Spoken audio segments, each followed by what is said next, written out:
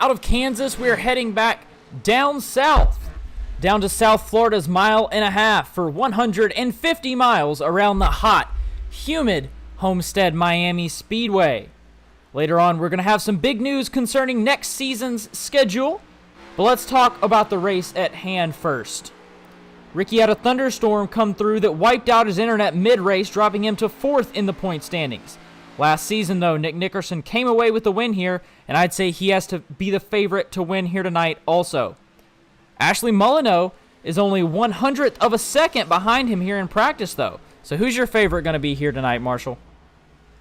You know, I always like to be optimistic when it comes to making driver picks. I don't like to go with the typical pick, and well, at this point in the season, and as it has been for quite a while, Nick Nickerson's always going to be the obvious answer. Again, top of practice for, the 12th, 13th time this season. He's just so quick when it comes to running his practice qualifying laps, and so often it converts to pulls. But tonight, I'm going to play the hot hand. I mean, Ashley Molyneux in her debut at the Roval earlier this season came out in her very first race, came home with a third. And I think her and Davey Hendricks are the two guys that have really shown that you can just show up as a rookie and make a huge splash out of nowhere. And sometimes not having that experience in the series doesn't matter as much as maybe you'd think it would. So she came away with the podium in her debut. I think she'll carry that momentum tonight. Again, you can't quite see it there and how it splits the times and the timing tower to your left there. But she's only 0.05 of a second down on Nick Nickerson. Like, it is such a close margin. They're interestingly running very different qualifying lines, so it'll be interesting to see how that translates over into the race. But I'm going to play the hot hand and say she has a good chance. But Kevin Foster, knowing his abilities in the past in this car, I mean, Evan, you've talked about it a lot in the past, how he's definitely shown in the past his ability to succeed really everywhere in this Xfinity car. Former champion twice in the Bandit Racing League. So I think he could be a dark horse. And I think overall it's just exciting how many options we have tonight that could take away the win that aren't battling for the championship in the Championship 4. Yeah, I feel like we have a lot of exciting guys talking about our Championship 4. Cody Welch is sitting in 5th place right now in practice. Ricky Hart Jr. and Benjamin Lacey are in 13th and 14th. So a little bit of a ways to go, but who knows? They may not be running their fast laps here in qualifying yet. But real quick, let's go ahead and look at our current point standings. Leading your points is, of course, going to be Nick Nickerson in that 2 car, as he has been pretty much all season. Up there, number 1 in points, and he's been on a tear lately, 3,313 points right now. Second place in points is going to be the 85 car of Cody Welch, 13 points behind your leader of Nick Nickerson, followed by Benjamin Lacey, the number 7 Verizon Ford Mustang, 37 points behind your leader, and then a long way to go for Ricky Hart Jr., who's 49 points behind Nick Nickerson, your leader, but still time to make it up. He has the time to make it up, just whether or not he can do it at these next couple of tracks. Speaking of next couple of tracks, we've got Miami here tonight, Road America next week. Of course, Nick is going to be the favorite, but you never know. Somebody might come away with a surprise victory there, and then Richmond is going to be our final race of the season.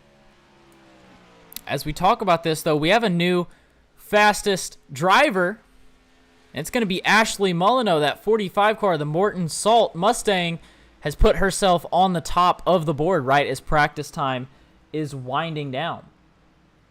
And it's really interesting, as I was just noting in practice, how the two lines between Nick Nickerson and Ashley Molyneux and how they're running their qualifying test laps, which is what they're doing now. They're just throwing tire wear to the side, which is going to be so crucial in tonight's race. They're just throwing tire wear to the side, trying to practice. They're running as fast a lap in one lap as possible for qualifying. You see Nick Nickerson's line here, right next to the wall. He's running the line most people are going to be running for tire wear tonight at Homestead Miami Speedway. But Ashley's going right to the bottom. She's sending it straight to the white line on the inside, trying to make the shortest wear on the track as possible. Now Nick is doing it. So interesting to see if maybe he'll split the lap in half or if he's going to stick to the top. But two different lines running almost identical lap times here in practice.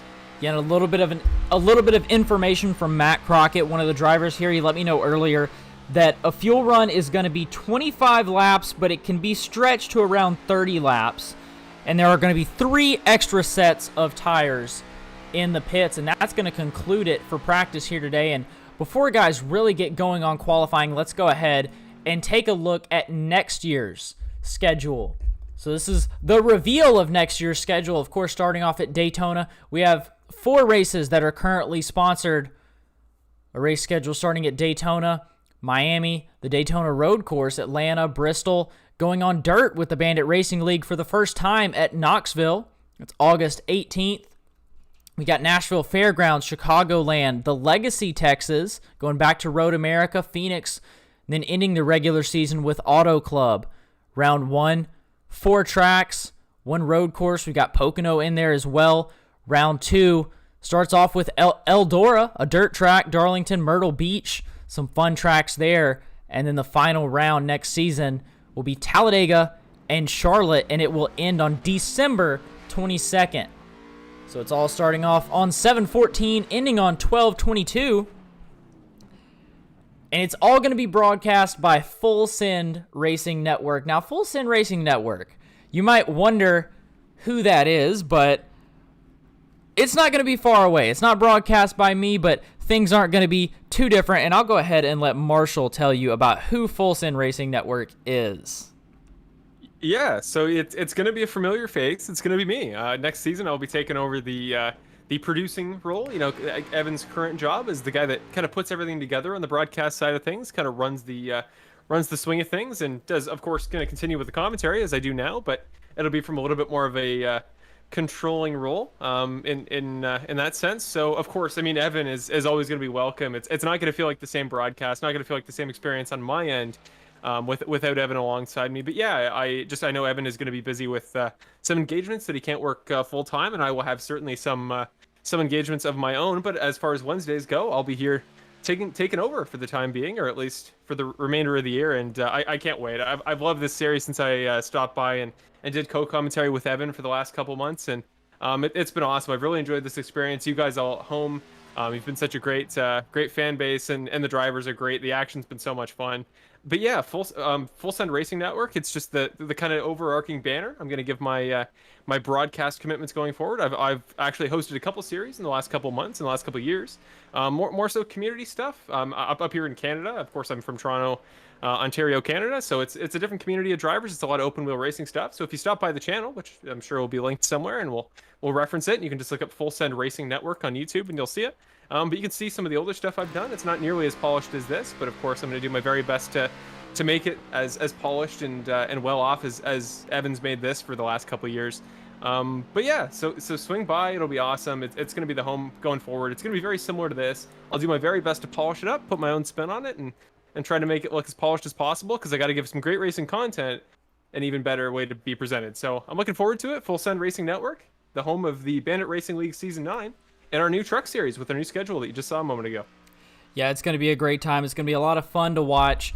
And I have Full Send Racing Network linked down in the description of this video, so you guys can just go ahead and click on that real quick. Go ahead and subscribe. Go ahead and turn on your post notifications so you won't miss our first race there. Now, we'll be talking about it more with the last couple of races that we have here, but go ahead and subscribe. Hit that bell icon for Full Send Racing Network so you can be sure to catch Marshall and me every once in a while in there for Season 9 of the Bandit Racing League. But as we say that, Nick Nickerson on the top of the board here in qualifying. Michael Ramos, the 27 car, sitting in second place right now. A great lap from him. Brandon Jackson jumps up to second. Right as I say that, though, Cody Welch, playoff contender, sitting in fourth, and Kevin Foster at the moment is going to round out your top 5.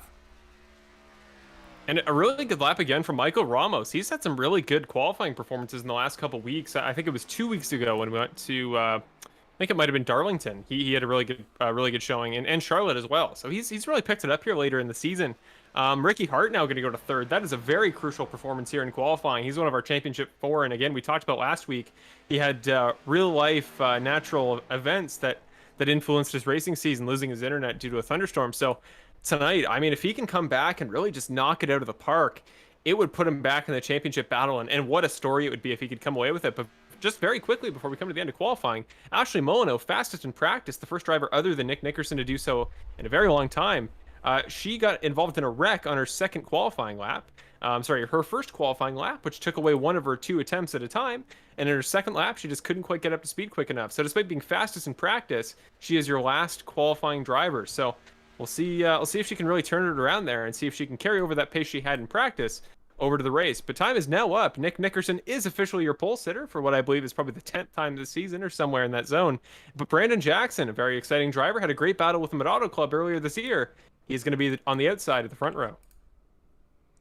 Yeah, and while we're talking about it, let's take a look at our grid. Of course, you said Nick Nickerson, Brandon Jackson on the front row, but sitting in third is going to be Ricky Hart Jr., driving the 64 car.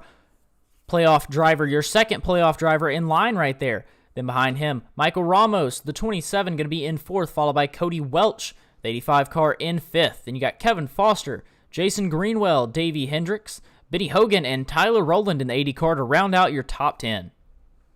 Just missing the top 10, we got Markellen Vivens in the 76 starting in 11th. To his outside, our very own Bill Harkins there in the number 11 car. Fellow Canadian to myself, Curtis Michaelis in the 07 will start 13th. Matt Crockett is going to start 14th, rounding at the top 15, Mr. Christopher Ferrara. In 16th, we got Connor Sawyer there with David Leakey right behind him. Championship contender in the top 4, Benjamin Lacey will start in 18th. Trey Ellis after that, he had a great race last week, looking to follow it up tonight, starting 19th. And Terry Condos will round out your top 20 in the 32 car.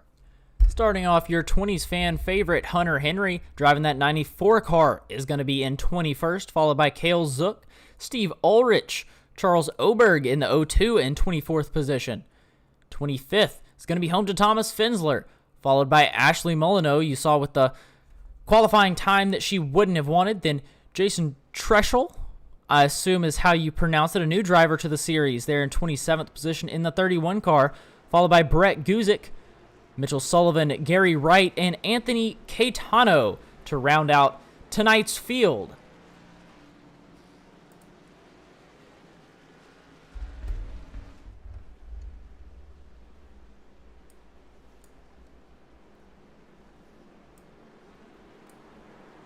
Well, we are all set and ready to go tonight. I mean, a 31 driver field. We were even just remarking about it last night, but this late in the season, we're getting such great turnouts in this championship battle. It gets so much more fun when you got so many guys who can compete from all through the order. I mean, Molyneux, Ramos, last week with Guzik, guys like Davey Hendricks. So many competitive drivers that aren't in the championship 4. It makes these races so exciting, but this battle you see in this camera between Nickerson and Hart right off the bat going to be crucial for the championship and is the one I'm going to be looking at on lap 1. Yeah, this is an interesting lineup here because we've got Nick Nickerson starting in first, Ricky Hart Jr. directly behind him in third, and Cody Welch directly behind him in fifth. So that inside line is going to be filled with championship contenders as the pace car is off, and we're going green here at Miami. The 2 car of Nick Nickerson leading us with the 99 of Brandon Jackson to his outside. Down through turn number 1, Nickerson isn't able to clear Jackson off the bat, so he'll head down to the bottom. Of course, Homestead, Miami, the top line, always going to be dominant due to tire strategy. But right now, everybody's fanning out, just trying to find a spot in line. Cody Welch already jumps to the inside of Michael Ramos, heading down to turn number 3. He is trying to make his way through the field, the championship contender, trying to catch up to Nickerson in the points, and the best way to do it is to take over fourth from the 27 car. But Ramos on the top side, a ton of speed from that top group, but Ricky Hart on the inside gets loose on lap 1. Those cold tires not quite up to grip yet, and he is going to almost go around. Nice save, though, from the 64 car to keep it in the top 10. Yeah, huge save from the 64. That could have been very detrimental to his playoff chances right there. Able to keep it in 7th position, and he'll try to work his way up from here. And that's one thing that I noticed in practice as well, how difficult it is for these guys on colder tires to really just hang in there. So you see the battle for the lead, the 2 car, Nick Nickerson working that outside line, in the 99 car, Brandon Jackson there on the inside. And I was in a room with Brandon Jackson here before the race, and the main thing that I heard him complain about is just that he could not get the car to turn like he wanted to. Setups were very tight here at Miami. A lot of time off the throttle, but he's able to make it work right now. The 99 and the 2 battling up front is Cody Welch in the 85 car, just set the fastest lap of the race. He did. He's flying. Now he's up to third with that mistake from Hart a little bit earlier. So Cody Welch tonight, very important in the championship. He's second in points, but he crucially needs to get some points on Nickerson heading into Road America. Ramos, though, not giving up. He is heading into the inside once again and again. You don't want to be in that inside groove too many laps in a row. You're going to burn your tires up too much, and it's what I worry is happening with Jackson. Trying to fight, Nickerson. He's just got no space to go other than the bottom line. But Ramos, he's going to try it. If you can get in front and try to block that top line, maybe the tire fall off won't be that detrimental. But right now, Cody Welch, he is flying. He's about to be in this battle between the top 2 and Brandon Jackson. he'd better watch that top side, better slot in if he needs to, because Cody Welch may steal that spot, but now he will not. First caution of the night comes just 4 laps into tonight's event. Mitchell Sullivan, at least one of the drivers involved. Let's see if we can see what happened. So looking at the 18 car, Mitchell Sullivan. Maybe a little bit of an internet connection issue, and the 02 car of Charles Oberg was there to his outside. Let's see if we can get a replay of what happened there.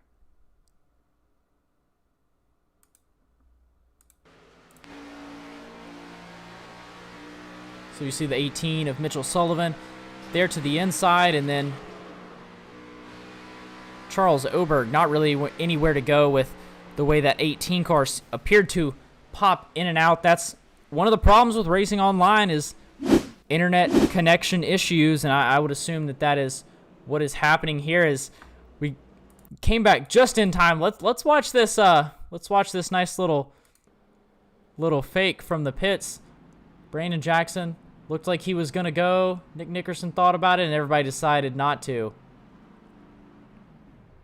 And I think what that really, kind of showcases is the power that Nick Nickerson holds and the trust that his fellow drivers have in him. Because I guarantee if he had dropped into the pits on lap 6, everybody was going with him. And I think over the course of the year, with 8 wins on the season, Nick just kind of commands that respect to his racing ability and to his planning ability, that whatever he's doing strategically, you might as well be doing too. And it's so funny to see how many guys from all over the track. Cody Welch didn't look like he was going in until Nick faked to the bottom. It's just so interesting to see, and it's good to see that he's commanded that respect for himself. But I also think it means that if anybody is able to topple him in these last couple races, because he's just been so dominant, it means as a driver you need to take away even more pride from beating this guy, because it means you've had to find something he can't. And as we're finding out, the more and more we get into this season, it's just so hard to find advantages that Nick Nickerson doesn't have. Yeah, right now Nick has 7 wins on the season and 11 top 5s. When you think about how many races we've had in 11 top 5s, it's really pretty amazing. And then if you look at his incident count, Nick's incident count is only 38 on the season. He's had 16 starts. 16 starts and 38 incidents on the season. For example, Cody Welch has an incident count of 99. Benjamin Lacey has an incident count of 102. Ricky Hart Jr., 95. Brandon Jackson, 97. Brett Guzik, 109. And those are the lowest of the series right there. And Nick Nickerson is well below that. That really shows you how good he is at staying out of trouble, and whether that's just being faster than everyone and being in front of the trouble. Nevertheless, that 2 car is almost never in trouble. Well, that was the thing I was even going to mention. Like, I can't remember the last time we saw Nick Nickerson in a major wreck or out of a race or a lap down. Like, he's just always there, and I think it's what works for him. And that's the thing about this series.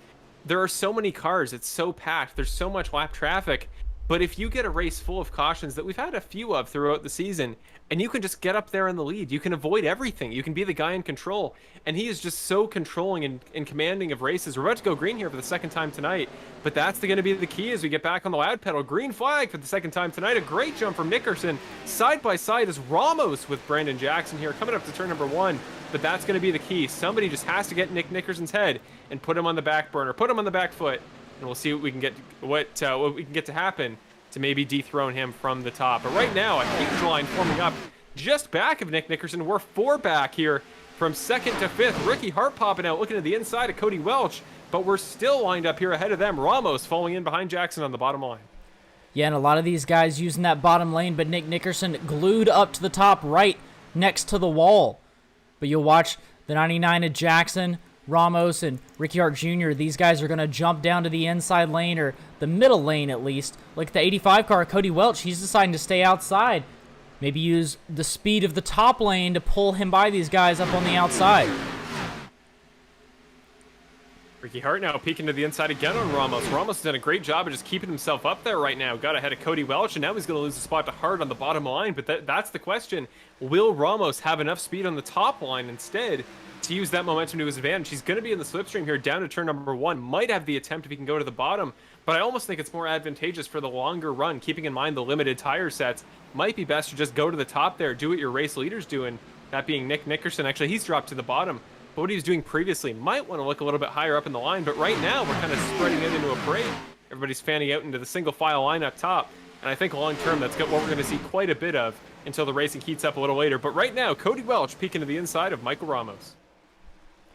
Yeah, Cody Welch was looking for that inside. I don't think he's going to be able to get it at least this lap. We'll see how he goes coming down the front straightaway. And he honestly might have a chance here as he's peeking his nose under Ramos going into the corner. They're almost going to be side by side. The 2-car, Nick Nickerson, is going to take that high lane. The 99 and the 64 are going to take the low lane. But right behind them, side by side, the 85 car of Cody Welch, the 27 car of Ramos. Welch on the bottom, Ramos on the top. But Ramos going to hold strong in that top line.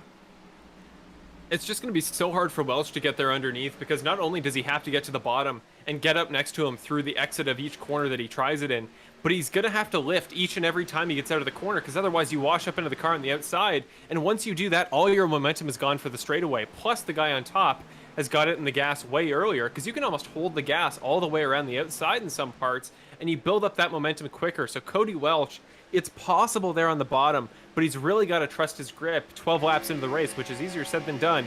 And he's got to be masterful in terms of how he controls the gas. And he's second in the points for a reason. I trust him. But Michael Ramos not making it easy there defending up front. Yeah, and look at this battle right here as the 8-car of Kevin Foster has some challengers from behind. That's going to be the 21 of Davey Hendricks directly behind him. And then the 80-car of Tyler Rowland behind Hendricks. And this is the first time that I believe the 8-car of Kevin Foster has had a challenger this race, as he's been moving his way up throughout the field. But now he's got some quick cars behind him. He does. He's got 2 great cars, and 2 cars that can really prove something tonight. I mean, Davey Hendricks won a couple weeks back. Tyler Rowland's been quick all season, but man, he's looking quick tonight. In practice, he was great as well. So the 80 car, Davey Hendricks has his work cut out, but the 80 car gets loose and gets wide. Manages to save it, gets back in the line, but Tyler Rowland, the 2nd car tonight after Ricky Hart, proving that transition that actually Brandon Jackson talked about earlier, that transition off of turn number 4 back onto the straightaway can be really jarring and really tough to control the car through. Yeah, that was a huge save for the 80 car, but let's go ahead and talk about our biggest mover of the race so far. And she would have been my guess for the biggest mover because she was quickest in practice. She didn't have the qualifying lap that she wanted, but the 45 car of Ashley Molyneux is up 16 spots from where she started, sitting in the top 10 right now. And right behind her is the 7 car of Benjamin Lacey. He's up 7 spots from where he started. He's your furthest back playoff driver, but he's only sitting in 11th place right now, and he has plenty of time to make it up. But Ashley Molyneux up 16 spots from where she started and charging her way forward in her Morton Salt Ford Mustang. I'd imagine that will not be the last time we see it tonight. I think once we get a caution or any incident that bunches up the field, I think she's going to keep making her way through the order. And already in this lap, I've been watching her made up probably a half a second to maybe even a full second on Jason Greenwell ahead. So she is making her way through the field. But back to the battle here between Ramos and this time between himself and Ricky Hart. He has cleared Cody Welch. That is no longer the issue. Now to the inside, trying to make his way into the top 3. It'd be his first podium of the season, of course, early in the race tonight. But he has proven he's had that speed and ability to conserve from the bottom line. Going to get to the bottom, do what Cody Welch couldn't on him. But now that top line, Ricky Hart able to carry more momentum off the exit. And that is so crucial. It means that he can really send it further into the corner, and he can get on the gas even sooner there on the outside. So unless the 27 can clear, which it looks like he can't, he is unable to make the move. But I think it'll work for the time being because caution comes out again, 2nd of the night, meaning that Michael Ramos will be credited with the 3rd spot and moves up right behind the front row of Nickerson and Jackson. Yeah, so getting lucky here with the timing of that caution, it seems. And Marshall, did you see what that caution was for? I can't seem to find anything. No, I'm keeping an eye out. There's a few drivers that are off track. So wondering if it was kind of similar to Mason Flagar last week, where he just left with a connection problem. I noticed that Gary Wright just left the server, so there's the possibility that him leaving got the sim a little bit confused. But no considerable card damage on any cards that weren't involved in the previous incident. But we're just seeing guys onto pit road now. Going to be a huge battle on pit road. This time Nick isn't faking. He's actually going, and with that, everybody's coming down pit road, save for one car very far back in the field. Yeah, we saw that. We saw earlier, Matt Crockett told us that a pit run was going to be generally 25 to 30 laps if you stretched it, but usually around that 25 lap mark. And here we are at lap 18. So that seems about right, maybe a little bit earlier, but the way cautions are going, yeah, no tires there for the 2 or the 99 car. So just fuel for our leaders, but staying out was Matt Crockett, Bill Harkins, Trey Ellis, Terry Condis, and Cale Zook. Matt Crockett, though, going to be your leader, staying out, and he's not going to be on any older tires than anybody else. He's just going to have less fuel. Yeah, I mean, you talked about he was the guy that said it was about a 30-lap fuel run tonight, so I guess he's sticking to that philosophy. And again, he proved last week in a race at Kansas when he finished second, a great performance for him. But he did it partially on fuel strategy, just knowing that exact number, having it to a T, and knowing exactly how to conserve for it. And it worked to perfection. He got there to the end, didn't even run out like a couple other guys did, had some time for some burnouts. So we know he's able to conserve fuel, and I think it's a good move. I think these guys that are really going to test the waters, go for something different. Last week at Kansas proved that even those guys up front that can run the great lap times don't always have the fuel calculated to a T. Yeah, I would definitely have to agree. Matt's got that Utah foster care Ford Mustang up front, and he's hoping to keep it there. He's one of the best guys at fuel strategy from what I've seen. He's done a great job all season. He loves doing the opposite of what other guys do and trying to make it work, and that's what puts him up front. It's got him leading a lap right now, and he's going to try and lead more. I'd say it's a fairly good spot. He's got to be hoping that a caution is going to come out within, I would say, the next 5 to 10 laps, and if so, then he's going to maximize his fuel strategy, I would believe. So we'll have to keep an eye on that 10 car as well as the 11 of Bill Harkins, the 4 of Trey Ellis, and the 32 of Terry Condis, and the 44 of Cale Zook, all which decided not to come in. The top 5 didn't come in, and Nick Nickerson, your leader off pit road, is going to start in 6th position on this restart. Yeah, always interesting to see where guys like Nick Nickerson, when they start a little bit further back in the field, of course, 6, not that far back, but even 5 guys here on older tires, easier said than done to try to make your way through, especially when you yourself didn't take new tires. So it's interesting to see how that battle is going to be affected by the guys in the middle there, kind of breaking up the flow of things. So it'll be, yeah, Nickerson and Jackson still, the first 2 cars that did pit just now. Ramos and Hart, Welch and Foster, so the order there didn't really change.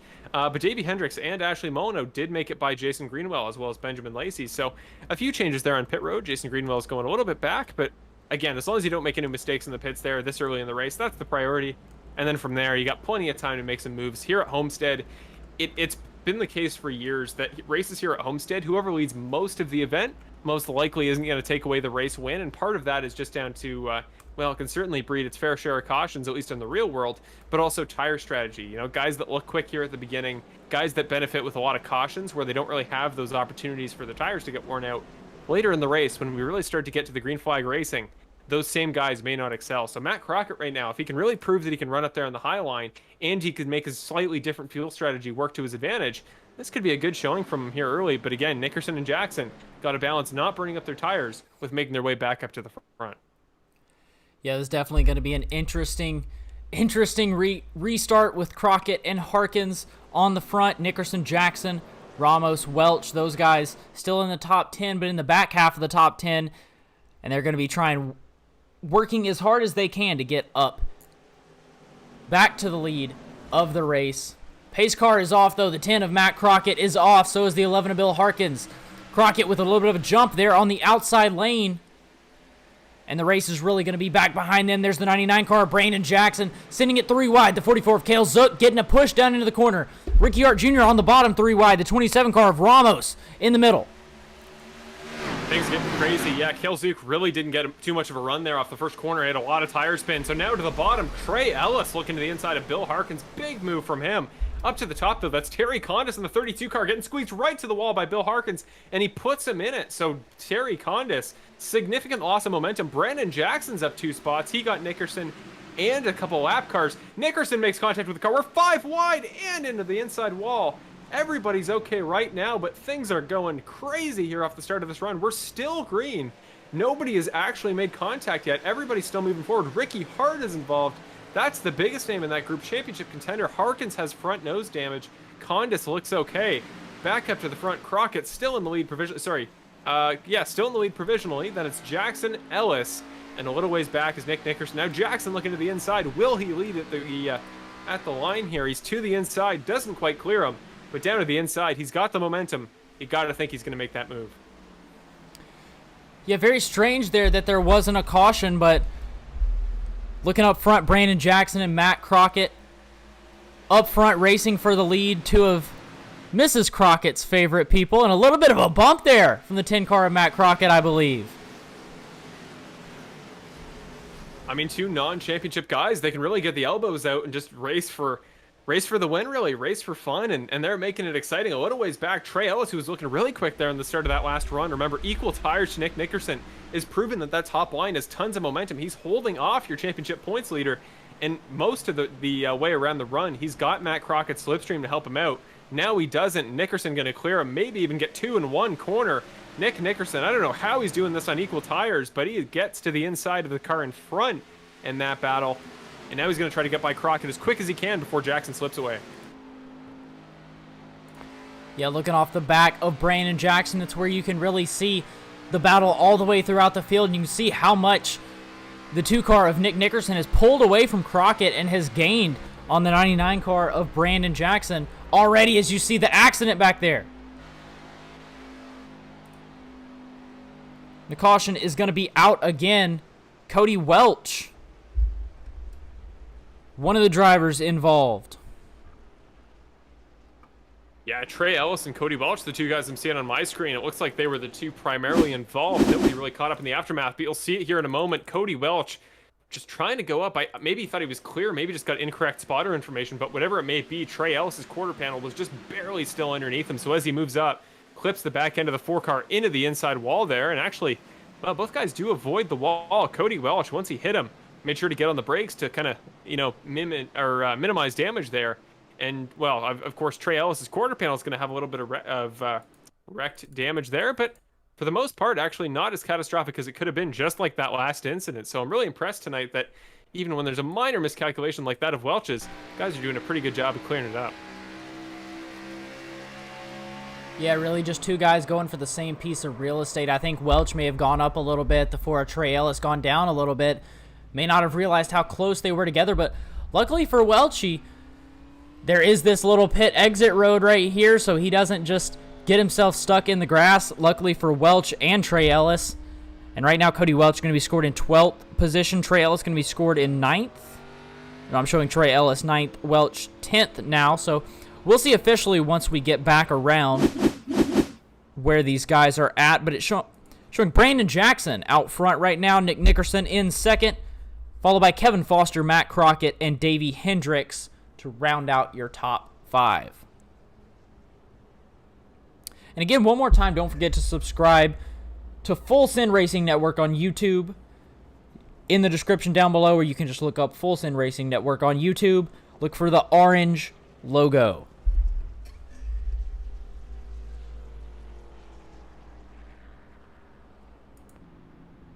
Well, so far, I think this race is really showing the potential for a great rest of the event, because overall, not only have we seen so many different guys showing pace, but we've really seen that kind of double line dynamic that we were talking about last week at Kansas, where both the top and the bottom line, and to a certain extent the middle, are definitely viable tonight. They definitely have the potential to be quick over the longer runs. You see the bottom line really working here at the beginning of the stints, doing a good job of helping to spread the field out as the guys that are a little bit quicker dive to the bottom and are able to make that move that is a little bit trickier. But the guys on the top that can really stick to the top are going to benefit from that tire conservation.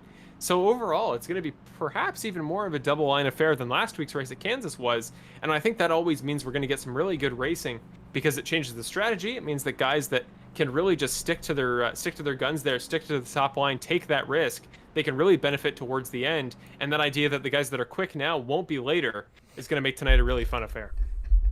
Yeah, and as good of a race as this has been already on lap 28 of 125, just makes me more excited for running in the trucks next season. Miami going to be the second race of the season.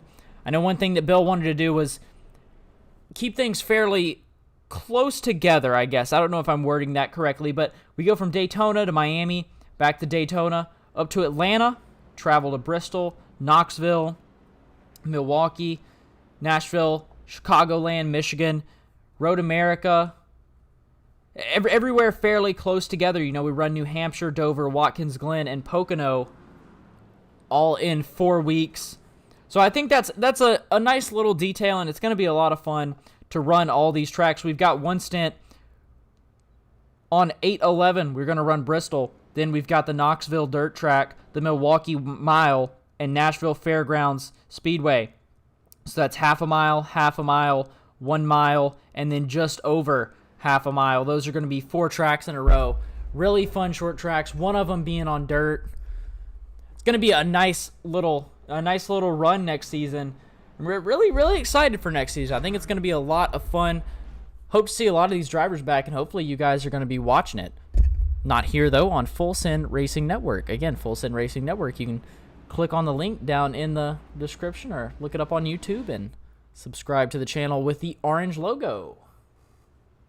Yeah, I think they've certainly in the process of building the schedule give me plenty of great opportunities next year for the broadcast. Well, next season I should say, for the broadcast side of things, because so many fun tracks there. I mean, Gateway is one that may fly under the radar, but Worldwide Technology Raceway, one of my favorites. So many different grooves, one of those asymmetrical ovals where both sides of the track aren't the same. Which means you get some great racing. It's so much about skill, so hard to learn. Well, but you know so what? Fun to master. You know what? Unfortunately, I hate to break it to you, but about an hour before the race started, Gateway was taken off the schedule. So, well, we got some dirt racing. I haven't called the dirt race in over 2 years. That can be my new pick. That's too bad. Things got switched up a little bit. Gateway was taken off. Talladega was added in. So an equally fun race added in. Yeah, if you're going to replace it with anything, might as well do Talladega. I've loved these super speedway races so far this season. But right now, really early green flag thrown. Green flag, Brandon Jackson taking us to green for the 3rd time tonight. Gets a really good jump on rival Nick Nickerson. And just like that, without all too much happening, thank you to Lap Traffic, because now we have a new race leader. Brandon Jackson, showing the pace he was showing in practice, went 4th on the practice boards, now is up to 1st provisionally in tonight's event. But Matt Crockett trying to defend Kevin Foster. And Kevin just shoots straight by on the outside, making it real quick and real early to start off the stint. And Ashley Molino as well gets the pass down on Davey Hendricks almost immediately. Now trying to get to the inside of Matt Crockett. A little ways further back, Cody Welch defending from, that is, I believe, a car lap down, unless somebody switched up their paint scheme. So guys all throughout the field. No, that's Cale Zook who's moving a little bit backwards. So Crockett stays in 4th. Molino up to 5th. Tyler Rowland now to the inside of Cale Zook. He's having a great night so far, but Zook, to his credit, up 14 spots from the start of tonight's event. But Ashley Molino is the car to keep an eye on. Now to the inside of Matt Crockett. She'll go up to 4th, and she has been flying tonight, fastest in practice, and is up a full 22 spots in tonight's event. But Crockett, though, back to the inside, trying to say something about that move, maybe trying to get back up to 4th. Yeah, nice little battle here from Crockett and Molino, and a great job from both of these drivers. Matt Crockett up 9 positions from where he started, sitting in 5th position right now, and Ashley Molino up 22 positions from where she started, putting that 45 car in 4th.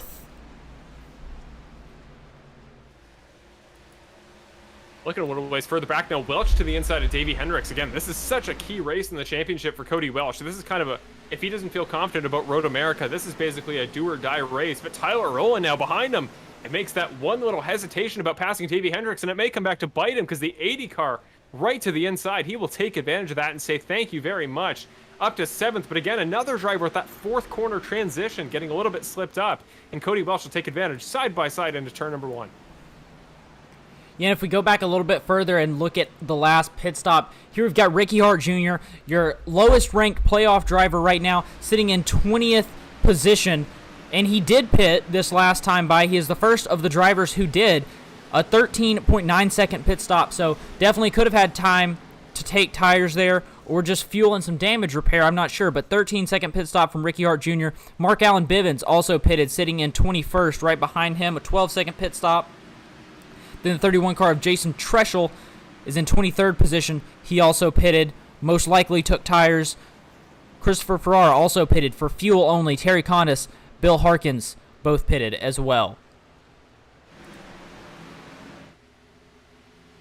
Up front, though, is still the 99 car of Brandon Jackson. Nick Nickerson closing in on his rear bumper, and Kevin Foster closing in on the rear bumper of Nickerson. A little bit of a battle here, though, between Molyneux and Hendricks. Yeah, I was just about to say, we always talk about momentum so much in this series, and it's looked like on this stint that Molyneux has had all the positive momentum and all the negative has been going to Davey Hendricks there. Not negative, just kind of neutral. Really hasn't been able to make too much traction forward through the field, but now Davey Hendricks running great lap times up top there, making his way back through, trying to catch up to the 45 of Molyneux, who to this point has just been picking off cars one by one. But right now, Kevin Foster, who's in the slipstream on Nick Nickerson, very close lap by lap. They are just pulling away there and not making it easy for those two cars to keep up in the slipstream, which makes their battle even the more exciting.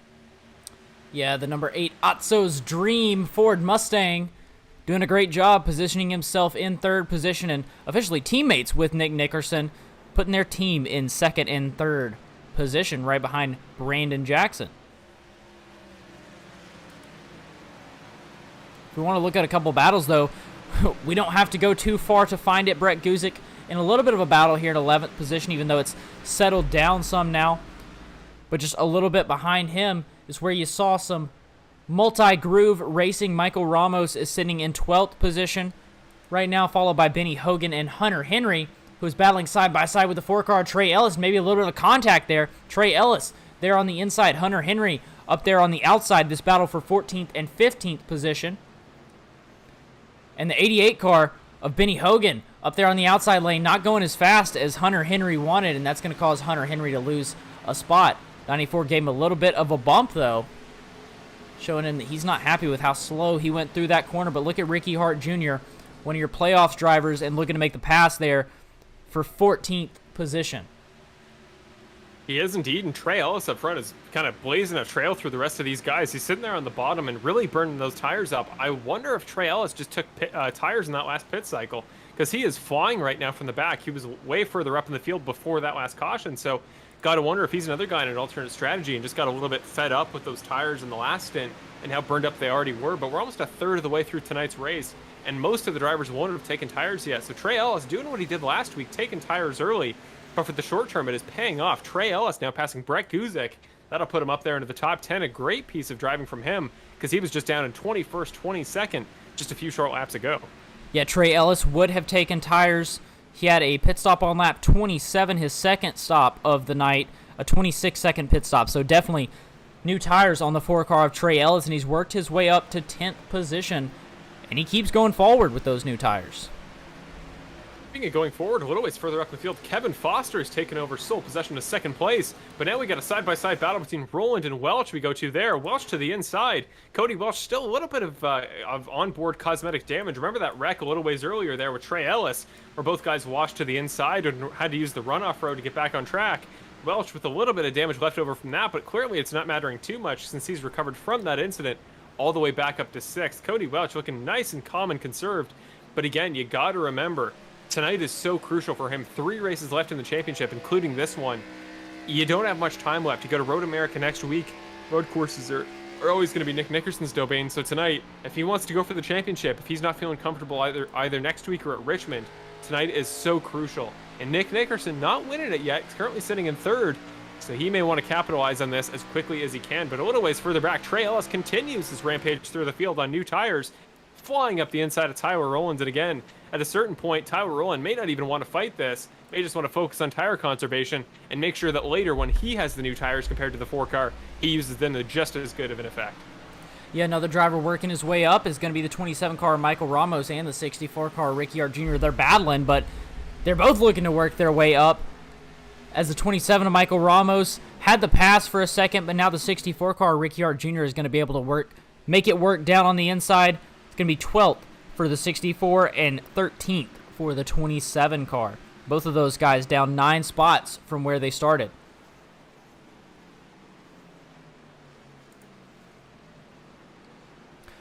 Up front, here we see the battle between Cody Welch and the 4-car Trey Ellis, and not much of a battle it is. Trey Ellis going to make the move up to the lead on those newer tires. Trey Ellis up to 6th position. He's going to have Davey Hendricks up in front of him. Yeah, I don't see too much of a chance there. Cody Welch really fighting back. We know how quick he is all year, and he's shown a lot of pace tonight, actually. I've been noticing he's one of those guys that on individual lap pace compared to the other guys that haven't taken tires, he's running just as consistently as the guys up front, but the problem is right now, really doesn't have the track position to get in the slipstream on anybody, and right now all he can do is watch those guys up ahead having fun, battling for the top 5, whereas he's got to wait for either a caution or a really quick pit cycle. But back up to this battle for second between teammates. What a battle this has been. These guys are really not pulling any punches here. They're using the slipstream where they can, but I keep seeing Nick Nickerson thinking about taking the opportunity to get back up into second there, because I think every lap that Nickerson sits behind here and watches Jackson run away, I think at a certain point it's got to worry you. The more tires you expend here in this battle with Foster, the more you got to worry that, well, maybe Brandon Jackson just isn't burning his up quite so much. He can just run whatever lane he chooses. But right now, as you can see on his face, as is kind of always the case, Nick really doesn't look too pressured. Always a guy that's very calm and conserved, and well, really doesn't. Sorry, calm and collected, I should say, but really doesn't look too worried about the whole situation. At least not right now. Yeah, he can still see that 99 car of Brandon Jackson, so I'm sure he's not too worried. Happy being able to save tires, I would assume. And there you see in the comments, thank you. Matt Crockett, he had to pit, lost control, got an unsafe entrance in a 40-second penalty, so that really isn't going to help him. He's listed as 1 lap down right now in 27th position. Yeah, that's a real shame, because such a great start there for Matt Crockett. Again, not only was he quick on that strategy, that choice he made there to pit, or not pit early, go to the front on an alternative strategy, but he was looking quick there regardless. So that's a real shame. Maybe he'll be able to find his way through and at least get one of those laps back up to the front. Trey Ellis has claimed another victim and now is into the top 5 there for Trey Ellis. So this alternate tire strategy thing, it'll be interesting to see, because with those cautions that we really didn't see last week, you never really had the opportunity to use all 3 sets of tires. So if he made the bold choice to use them early and nobody else really has that opportunity to use all 3 sets, this could put him on effectively the same strategy as everybody else. So, you know, in a very green, caution-free race, Trey Ellis could be looking good right now. But right now, he's going to look to the inside on the very quick tonight, Ashley Molyneux. And for the time being, as quick as Ashley may be, even though she may have been the fastest in practice, on a car with new tires here at a track where tire burn-up is so important, borderline impossible to make the defensive move here. So the 45 car going to do whatever she can to pressure the 4 car down. But I think Trey Ellis, as long as he's still got some tire life left in that 4 car, should make them smooth pretty comfortably. Yeah, and one thing that I find really interesting when looking at Trey Ellis's stats right here is look at the amount of top 5s and the amount of top 10s that he has. His only top 5 of the season was the first race of the season at the Daytona Oval. He started in 24th, finished in 4th. Had 16 incidents that race. That was his only top 5, but he has 10 top 10s on the season with only 1 top 5. Trey Ellis deserves a couple of more top 5s with the amount of top 10s that he has. He's a guy that we've talked about a little bit, and he's definitely been in the top 10 plenty, but we really haven't seen him show off his driving skills like I'm sure he would like. Looking at some of our last races last week, he finished 6th. Back at Rockingham, 8th. Darlington, 9. New Hampshire and Five Flags, he finished 8th. Auto Club, 9. Lucas Oil Raceway, 7th. Iowa, 9th. So he's a guy that can get up there. He can easily get up there and finish in that top 10 position. And I think it's about time that he's going to get another top 5 at the very least to add to that record. Well, that's kind of what I'm alluding at here with this alternative strategy thing. So say we only get 1 more caution here to the end. If everybody only needs 2 more... Oh, right as we talk about cautions, this may be another one. Christopher Ferrara and the 13 car off the outside wall, back to the inside, narrowly avoiding a few cars going by, including who I think was the 48 of Connor Sawyer. He'll avoid trouble for the time being and gets back on track. And I was just talking about this earlier tonight, but I don't think Homestead Miami is a track that's going to breed too many cautions, because when you have a wreck like that, as we saw earlier, sometimes you just don't collect other cars and in turn don't bring out a caution. But here's the 13 car, gets a little bit wide on older tires, tries to swerve to the left to correct, and as a result loses the back end. The car just doesn't have enough grip there to work with them. hits off the outside wall, bounces back to the inside, and again, Connor Sawyer just narrowly missing the 13 car. And I bet he's glad he did because he can continue on. But now the first cycle of green flag pit stops is going to begin. Brandon Jackson begins the run down to pit road. Nick Nickerson goes with him. Foster comes in as well. But Trey Ellis there on that alternative strategy on new tires is going to be the top guy to stay out so far, as well as Ashley Mono. Yeah, that's one of the things that I was expecting. You have to expect pit stops here before too long because a lot of these guys have not changed tires. Nick Nickerson, Brandon Jackson, it's lap 51, and these guys are still on their first set of tires. They get 3 extra sets in the pits. So it's about time to get these changed out there. You see the 99 and the 2 car both going up on jack stands, getting those tires changed out, and the 99 is going to be the first car off pit road. And these are going to be the crucial laps for these cars that are pitting for new tires. Now you can take tires in every pit stop to the very end. As Matt Crockett let us know pre-race, 30 laps on each fuel stint. That means that you'll do one more fuel stint at lap around 82 to 85, and then one more with about 10 to 15 to go. So you have tires for every stop the rest of the race, which I'm sure is going to come as great comfort to these guys that just pitted. But now you really got to put those times down if this is going to go green to the end, because, well, those guys like Trey Ellis or Ashley Mona who just pitted, the more laps you can stay out there and save a little bit of time on older tires. If you have just slightly newer tires at the end of the race, tires that are 5 laps old versus 10 laps old in the battle to the finish, that's going to be crucial. So tonight, that's one of those races where every lap you can run on those terrible tires that, as Brandon Jackson was talking about earlier tonight, just do not turn the car. Well, the more laps you can run on them, the more that it'll benefit you later. But now, I can't wait for a nice new tires battle between the 99 and the 2 car.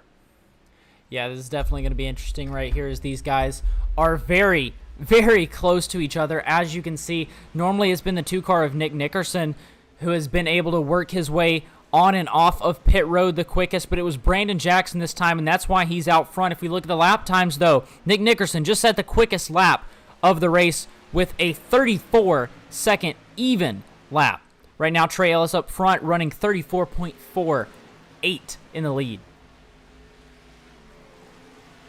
Yeah, Nick Nickerson back there is just flying. I'm watching him on board here. Not only is he closing up to Brandon Jackson, but both are closing up to, I believe, the lap car of, is that Bill Harkins? I believe it is. So the 11 car there on the inside, it's going to dive to the inside. Not going to cause too much of a fuss. Just going to let these 2 guys who are a little bit faster and on new tires by on the outside. And now is where they're going to start running that mid to top line. This is the line that they're practicing in practice because it is genuinely quite a bit tougher. That transition back to the outside wall. Not only is the transition in corner 4 tough, but on corner 2, it's definitely tough to get the car evened out and back against the wall for the rundown on the straight. Now, Nick going to look to the top line. For now, on new tires, Brandon should be okay to hold down that bottom line, but the question is, how long does he want to stay down there before he just says, okay, let you go down there, let Nick burn up his tires, and then think about the longer run. So I think Brandon, the question is, does he want to lead provisionally when Trey Ellis comes in, or does he want to focus on the bigger picture? I personally would probably stay on the top for a little bit longer, but I know that Brandon has proven all season that he's got the pace, he's got the ability to be there at the end of races with his strategies. So whatever he's going to make the call on tonight, I'm sure that he has a very educated reason for doing so. Yeah, looking at the Skype cameras, you can see how calm and focused both of these guys are, Brandon Jackson and Nick Nickerson. Both of them just trying to be smooth as they head in and out of the turns, getting by Terry Condis in the 32 car right there. And Trey Ellis, your leader, going to be heading down pit road. Yes, indeed. That means Christopher Ferrara is going to provisionally be the race leader, as yet he'll stay out. So the 13 car with significant rear end damage is going to remain on track. Now, Trey Ellis is going to want a really quick pit out lap, and if he can do so, it'll be interesting to see if he makes this the stint where he doesn't take tires, because remember, he took them a little bit earlier. So we'll see if this is the one where he takes the sacrifice and doesn't take new tires. And, well, if he can kind of cope with that and he can run semi-decent lap times like the guys in that last stint, may still be competitive and in the running for that top 5 to make it number 2 for him on the year. Yeah, I believe I saw the jack go up there, so I'm pretty sure that the 4 car did take tires. Yeah, he did. At least 2 tires for the 4 car of Trey Ellis. I'm assuming he put on all 4 tires. That's going to be his 3rd pit stop of the night. But I believe that is the 2nd set of tires he took, so we'll only have 1 more set left in the pits. Christopher Ferrara, though, I don't believe he has taken 2 tires. He has only taken 1 set of tires, but he has already taken 1 set of tires. So he will have 2 sets of tires in the pits whenever he decides to come down pit road. And Yeah, that's going to be right now. Yeah, I was going to say, going to use the runoff on the apron, which is very rare. Usually guys don't use that the apron there that early, but as you're going to see in this camera shot, there goes the 2 race leaders. The 99 and the 2 car are going to slide by on the outside. Brandon Jackson still continuing to hold off Nick for the time being, and impressively, even with the slipstream, doing a really good job there to stay up front and keep himself a couple tenths ahead most of the laps so far in this stint. But Kevin Foster and Davey Hendricks not too far back, as well as Cody Welch is only 3 tenths down on Davey Hendricks, so keep an eye on the battle for now 4th. But yeah, the guys that are behind this lead battle aren't far back enough that I'd feel super comfortable if I was these 2 guys. So I know they're going to keep it clean. They have all year, but there certainly could be some great consequences if Nick doesn't keep this clean enough in terms of his championship battle as a whole. Yeah, now let's take a look at fan favorite Cody Welch sitting in 5th position right now, the second of the playoff drivers. A little bit of a battle here with Davey Hendricks, Davey in 4th, Cody in 5th. And right behind them is going to be Ashley Molyneux, sitting here in 6th position and kind of all by herself. Just a little bit ahead of Tyler Rowland in the 80 car, who's battling with Ricky Hart Jr. They're in the 64, and right behind them is going to be Benjamin Lacey in the 7 car. So there are your final 2 playoff drivers in 8th and 9th position, respectively, Ricky Hart Jr. and Benjamin Lacey.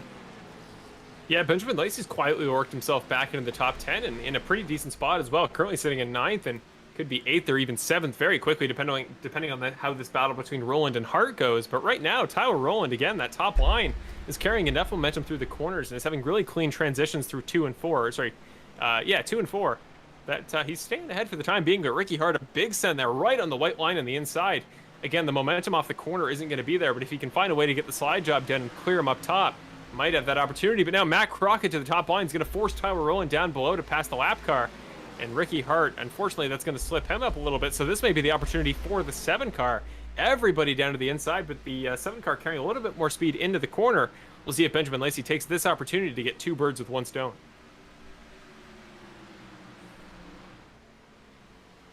In a little bit of a battle here further back.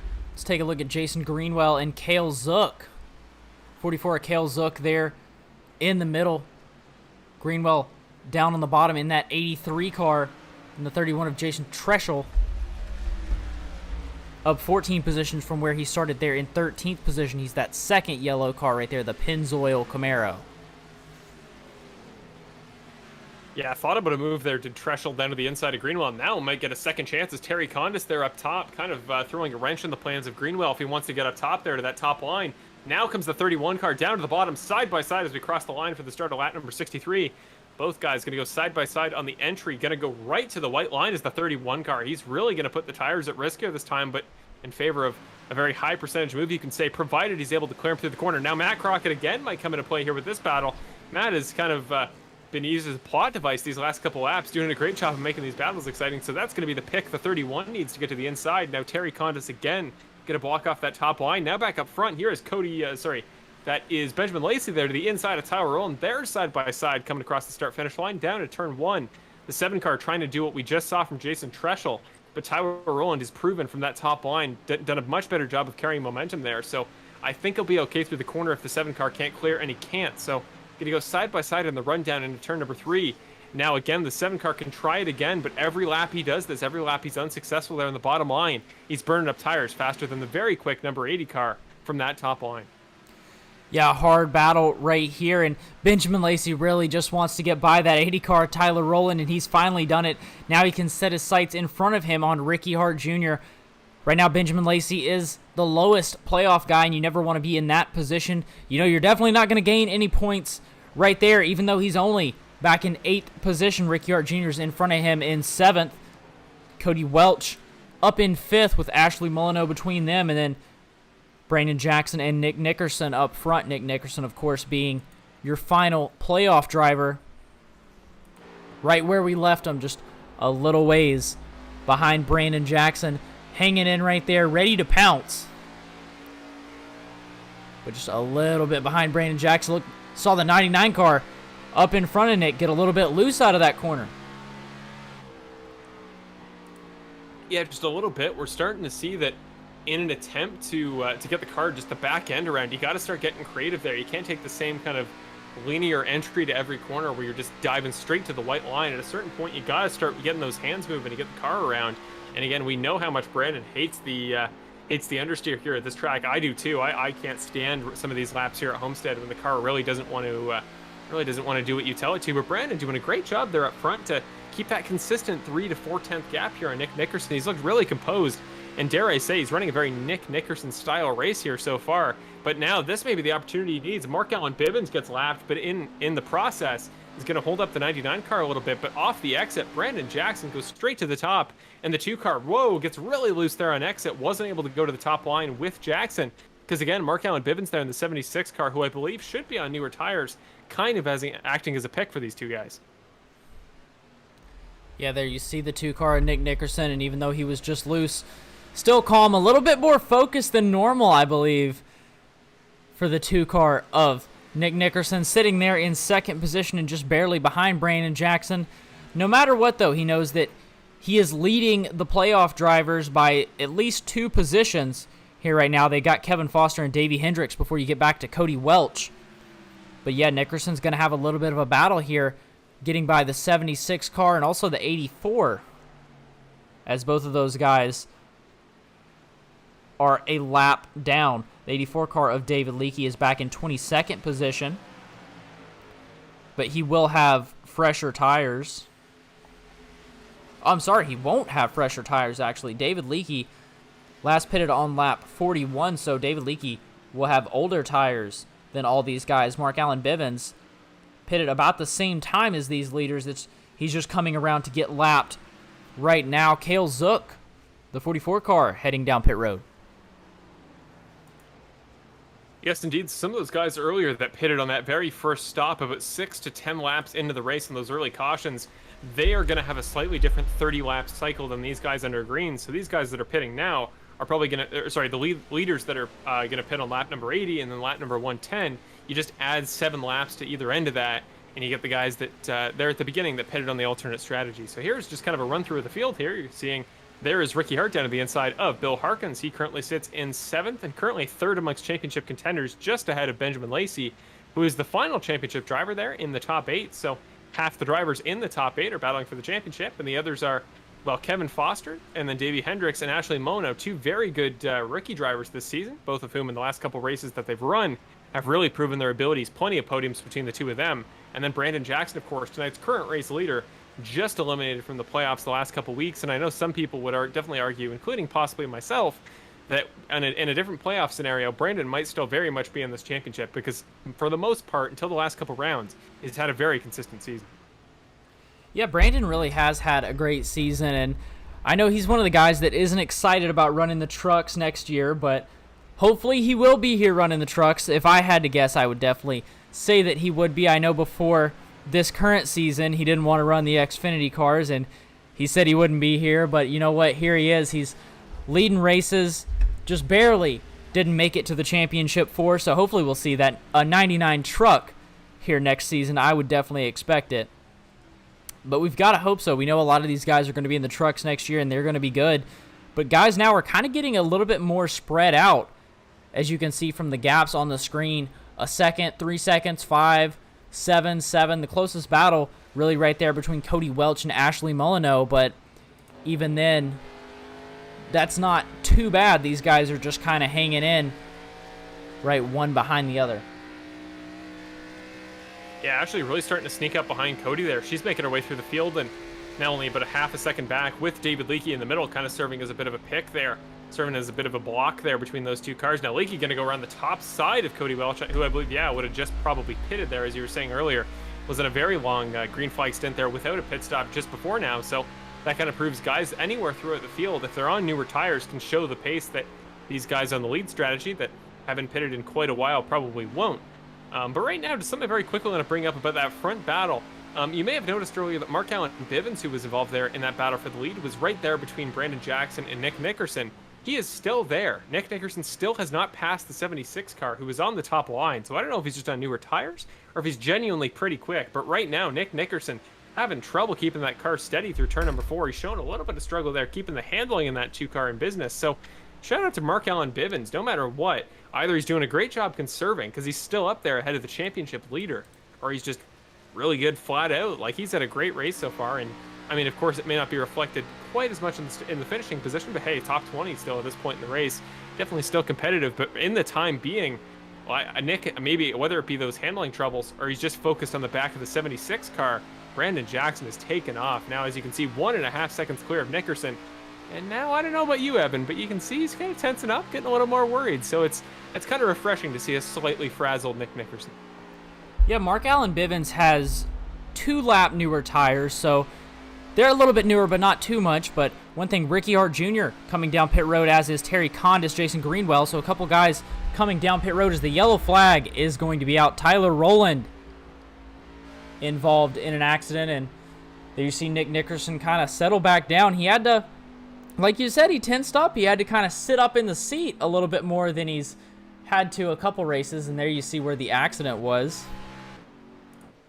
Yeah, that'll be between Brett Guzik and Tyler Rowland there on the exit of turns 3 and 4. So here is Guzik. You just see kind of on the inside, gets a little bit too tight to the inside on the white line, gets onto the apron, loses all traction from the bottom line.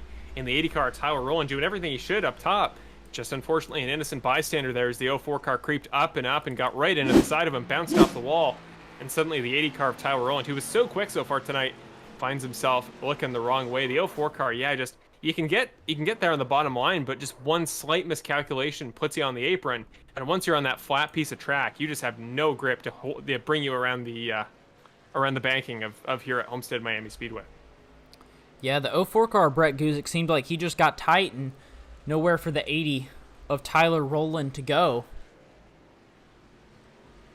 As that is going to be a very interesting development here as you see guys coming on pit road. Brandon Jackson, Nick Nickerson.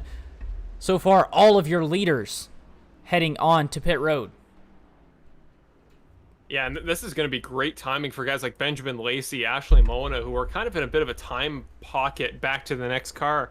This will kind of bunch everybody up as they enter pit road, and if anybody can have a really quick pit stop here, really put it right on the marks for their pit crew, might be able to get a few spots here and start off one of the final runs of the race. And with how we've been seeing green flags really the last couple races in general, so very few cautions comparatively to usual, decent possibility that this could be one of the last green flag stops of the race, or sorry, last yellow flag stops of the race. So top two going to stay the same. Foster, Hendricks, that's Treschel gets a few spots, Molyneux off next, then Welch. So a few changes of position there. Ashley Molyneux is going to pass Cody Welch. If Jason Treschel is for a position, that's a huge change for him. I believe it is, unless he's a lap down. So maybe just took less tires, maybe just didn't take, well, he would have had to take fuel, so possibly going to skip a tire stint here for Jason Treschel. But no matter what, he is going to be in a very favorable spot here, making what I believe is his debut in the series tonight. The leader going to be one of two guys who didn't pit, though. Ricky Hart Jr. in that 64 car. Going to put himself in as the top playoff driver, but it looks like he's going to be coming down the pits. This time by? Possibly. Yes, he is. 64 car Ricky Hart Jr. coming down pit road this time by. So it is going to be Brandon Jackson, the first car off pit road. And he will lead the field to green after our fourth caution of the night, followed by Nick Nickerson, Kevin Foster, Davey Hendricks, and Jason Treschel. Ashley Molyneux, 45 car. She's going to be in 6th position on the restart, followed by Cody Welch, Trey Ellis, Benjamin Lacey, and Brett Guzik.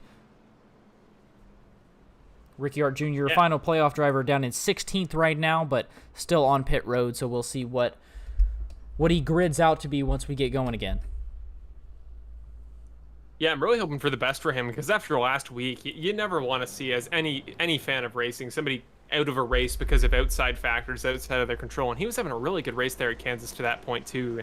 He was running second there and even first for a considerable portion of the event. So that was really, really sad to see. But hopefully this week and maybe even the next couple, I just want him to find that really good race again, because Ricky Hart, defending season champion last year, he's got a race win this season, been so consistent to this point, doesn't make mistakes. He's one of those great guys you like to race against, and I really just hope he gets one of those good finishes for himself to round off the season, the same as I was hoping tonight for Brandon Jackson. He's had a really tough last couple of races. Again, not always in his control. Oftentimes it's outside of his own power, but tonight I really was hoping he'd have a good finish and really just get that last great race win to finish off towards the end of his season. Tonight he's doing it so far. I know he talked about hating this track, hating the understeer, but he is your race leader for a reason.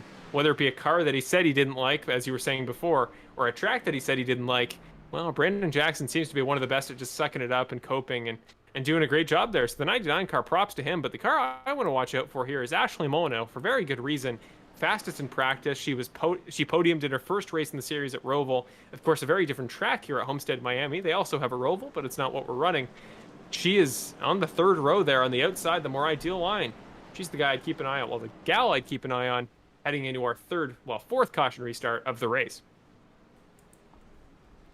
It's lap 80 of 125, so things are winding down as we're getting ready to go back here. Lights are out on the pace car, and it's going to be the 99 and the 2 up front. We've seen these guys battle a lot all season, and here it is again. As the pace car gets ready to dive onto pit road. Yes, indeed. Brandon's going to opt for the top line once again. Looks like he's just going to worry about tire conservation on those new sets of rubber right off the bat. A green flag for the 5th time in tonight's race. 4th off of a caution. And a great jump for the 99 car. Well clear of the number 2. Davey Hendrickson, 3rd, is going to jump Kevin Foster immediately off the start there. Gets great traction. And look at Cody Welch right up the outside of Jason Treschel. Already got Trey Ellis. He's moved up 2 spots now. He's going to try to challenge Ashley Molyneux. And we're already 3 wide. Davey Hendricks was in the wall just a second ago. What a crazy first lap this has been. He got put out of the groove there just a moment ago. Michael Ramos down the middle of everybody. Jason Greenwell working his way through. That's Benjamin Lacey. There's a car on the apron. Chaos on this restart here at Homestead Miami Speedway. If you ever wondered why they say that cautions breed cautions, this is exactly why. We're 3 wide here. The 83 on the bottom, the 31 on the top, and the 27 car of Michael Ramos making it work up the middle. The 21 of Davey Hendricks is going to look to follow him, and down on the bottom in that second row is going to be the 64 car of Ricky Hart Jr. He's looking to push Jason Greenwell up in front. This is all a battle here for 7th, 8th, 9th position. This is starting to look like Talladega, the 64 car. Going to give the 83 a push, the 21 going to give the 27 a push maybe. Up front, though, it's Brandon Jackson, Nick Nickerson, and Kevin Foster. Actually, Molyneux now for 3rd, giving a little bit of a shove to the 8 car of Kevin Foster. She's going to dive down to his inside, going to push him off the track a little bit, tries to take that opportunity. Jason Greenwell loses it on the entry to turn number 1. Great save for the 83 car, keeps it on track. Now trying to get back onto the track off the apron. He does finally correct, but now side by side between the 45 and the 8. The 45 car of Ashley Molyneux down to the inside. Cody Welch might take advantage. Wouldn't be surprised if he tries to send it 3 wide off this next straightaway. The 45 car going to have to check up a little bit to make sure she doesn't slide up into the 8. So Kevin Foster's going to have the momentum. Cody Welch in the catbird seat waiting. But now the 45 car further than she was last time, and she got up the side last time. Got to wonder if this is her chance to finally, after qualifying all the way down in 26th, finally make it into the podium spot. She's been fast enough to earn all night, and she does. Clears him to take 3rd. Now Cody Welch will try to go with her to the inside of Kevin Foster. Yeah, Cody Welch looking to make the pass, and that'll put Cody Welch in 4th position as he does. The 8 car of Kevin Foster back down to 5th, but it's going to be Ashley Molyneux up 23 spots from where she started, sitting in 3rd right now, and in the lead is Brandon Jackson, but he's got the 2 car right on his bumper, really close. Yeah, Nick Nickerson from start to finish tonight, even noticing as he sits in behind all race behind Brandon Jackson, really not popping out of line, not taking too many chances. I think he's just waiting, biding his time, waiting for that real moment where it's really going to be for the win. Right now, if he passes him, so what? Brandon's proven he has the speed to, throughout the rest of the race, get that spot back. And right as I say that, though, Nick Nickerson really kept it there on the inside, right to the white line through 3 and 4. Wasn't giving him any breathing room that time. And right now, if you're Jackson and Nickerson, knowing how fast Molyneux was in practice, you may want to watch out and really speed it up there up front. But Cody Welch, keep an eye on him, because he just sent a pretty gnarly dive there to the inside of the 45 car. He wants that 3rd spot, and he is, well, it's crucial for his championship. Yeah, this is really important. When you've got Nick Nickerson, your championship leader, up there running in 2nd position, you have to be as aggressive as you can getting to the end of this season, and that's what he's doing, racing the 45 car as hard as he possibly can, looking to get past Ashley in the Morton Salt Mustang. Not going to be able to do it that lap, though. He'll have to try again in a couple of laps, but an update on your playoff drivers. Nick Nickerson in 2nd, the 85 of Cody Welch in 4th, the 7 of Benjamin Lacey in 7th, and the 64 car of Ricky Hart Jr. back in 10th position.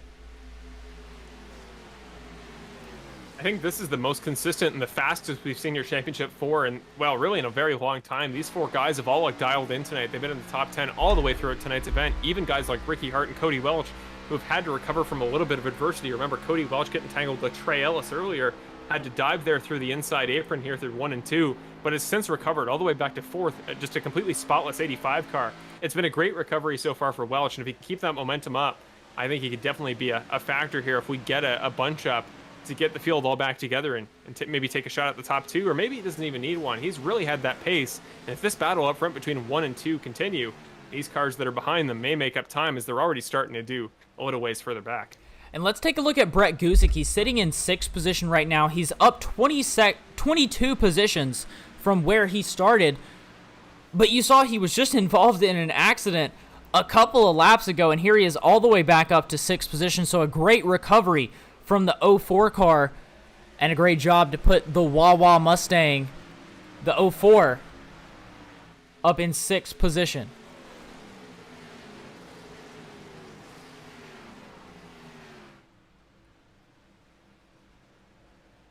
Just looking throughout the field a little bit, I remember Jason Treschel not too long ago there on a very recent restart. He started all the way up in 5th, looking back a little ways through the field. I don't know if he's on a different strategy or something, but he's fallen back a considerable amount, maybe just having trouble getting that number 31 car to handle. So I'll keep an eye on him for the time being right now, but for the most part, everybody outside of the top kind of 8 has really started to fan out. But here you see Brandon Jackson, you got that Skype camera, adjusting his headphones live during the race. That should show you just how much time you get between the corners to really pause and settle in between those 2 straightaways on either end of the track.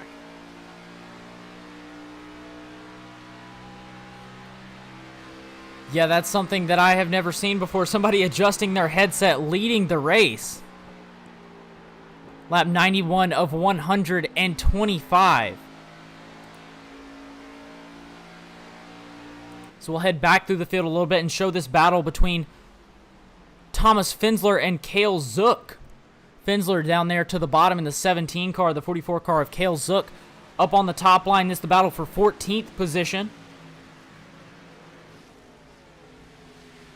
Thomas Finsler was a guy that at Charlotte Motor Speedway a couple rounds ago really showed his potential and really showed how quick he can be at some of these tracks where everybody's really competitive. There's multiple lines. He can really wheel the car. And the 17 has proven that he's really good at that. So I would keep an eye on him for sure in this battle between himself and Cale Zook. And Cale, who earlier was on a different strategy as well, he proved that with the 44 car, he could definitely keep it up there with those guys for a period of time that were on that initial strategy, those guys that qualified up higher in the order. So both guys that I think have definitely shown their ability and their pedigree here. It may be a battle for 14th currently, but it could definitely be a lot higher in a slightly different race if things had fallen a little bit differently. So keep an eye here on Thomas Finsler, and I'll keep an eye on this battle as we go forward. But now back to Brandon Jackson, who has cleared Nick Nickerson by just a couple of tenths further than a minute ago. He's up to half a second ahead.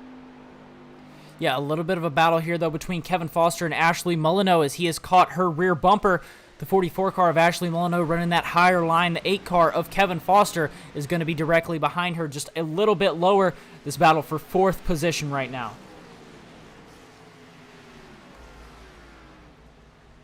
Yeah, Ashley's kind of stalled out there from earlier. Maybe those lap times that she was running before just weren't quite as sustainable on tires. So Kevin Foster taking this opportunity now, trying to put himself back up into the top 3.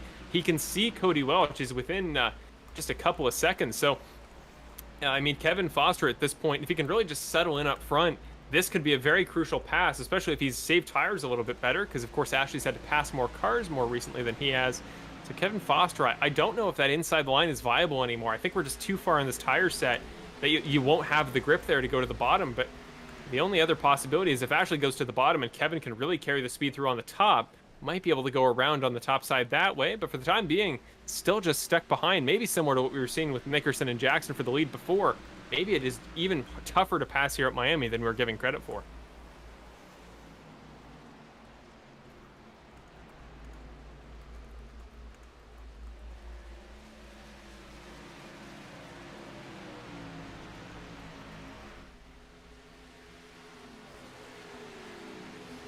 There we go. Kevin Foster, now he's to the inside here as we head through 3 and 4. A much better chance this time than he had a moment ago. Kevin Foster not quite going to get to the inside. Now he's going to go side by side through the exit of 4. Ashley Molyneux gets really high up there to the wall.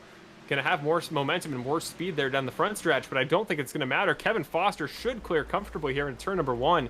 Kevin Foster in the number 8 car back into the top 4. Ashley Molyneux still in the top 5. And again, anything could change here if we get another caution in just a moment. Just a quick update throughout the field here. Hunter Henry, a fan favorite, was just having a pretty good battle here with Jason Greenwell. But Jason will get the pass done, so he'll move up into 12th. But Hunter Henry overall, I mean, this late into the stint is proving that even with a damaged race car, because he's got a significant amount of rear spoiler damage to the 94, is proving that his line and his fundamentals are working well. And he's finding a way to stay with these guys kind of mid-pack, even this far into the green flag run. Yeah, here we see Benjamin Lacey, though, as he falls back to 7th position. Brett Guzik able to make the pass and get up into 6th. Up 22 positions from where he started. Brett Guzik just became your hardest charger of the night. Ashley Molyneux sitting in 5th right now, up 21 positions from where she started. And Brett Guzik in the 04 is looking to get by the 45. Yeah, Brett Guzik has shown all season he's kind of a master of tire wear. He's so good at riding that top line and just keeping the car under him. Now off the exit there, Ashley Molyneux isn't going to clear high, isn't going to try to block him in there. So now here's the opportunity for the 04 car up to the top again. Just got to keep the momentum on that top line. Don't worry about where the 45 car is, but keep an eye on Benjamin Lacey. He's trying to find his way through here as well. Can't really go to the inside. It's almost impossible this late in the run to go 3 wide. So Guzik will get Molyneux, but Lacey's going to go with him now to the inside. He'll get to the quarter panel of the 45 as we head into turn number 3. Down to the inside, but again, so tough on the traction on these tires to keep it going. So just watch how much he has to check up, and same with the 45 car. As soon as the 7 slides it in there, Ashley really just has to wait, and we'll see where he's going to go, because you lose all your momentum when you make an inside pass here this late in the run. So Ashley really wants to make sure she blocks stuff off like that if she wants to keep her momentum moving forward. Yeah, Brett Guzik working his way up 23 positions from where he started the race now that he's sitting in 5th position. But up front, things are still fairly the same on the 1-2 front. Brandon Jackson still out front, Nick Nickerson in 2nd. But look at Cody Welch gaining on Nickerson there in 2nd place and just barely behind him. 25 laps to go here at Miami. Nickerson 2nd, Cody Welch 3rd, Lacey 6th, and Hart 9th.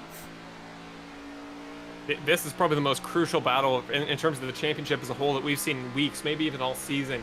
This is so important. If Welch can take any valuable points into the final 2 rounds, it'll really not only raise his confidence, but put him back in the realistic equation to take home the championship. Right now, if Nickerson outscores him again, goes into one of his favorite tracks next week at Road America, it's going to be almost an impossible task there at Richmond for Cody Welch. He'll almost need the 2 car to wreck. And in the final race of the season, if you're the championship leader, that's one of the last things you're going to plan to do. So if you're a Cody Welch fan, this battle is so important. Down to the inside, though, a great piece of driving there from Cody Welch. Just perfectly timed that drop to the apex, and he gets it done. The 85 car, Cody Welch, not only in this late in the season has he proven that he can take those wins too. He's got 3 on the season. He's really become the new Nick Nickerson in these last couple rounds. But my goodness, has he got that pace. Oh, getting a little bit loose there through the inside of turns 3 and 4. Down through the middle of the corner, gets a little bit loose. This may be the opportunity Nick needs to answer. Down to the inside in the 2 car, and keep an eye on Kevin Foster in the catbird seat. This battle is not over. Now Cody Welch gets to play the car on the top side, and this is going to be fun. Oh, keep an eye, though. Kevin Foster, teammates with Nick Nickerson. Just wait and see if he maybe helps out his teammate in his quest for a championship as a whole.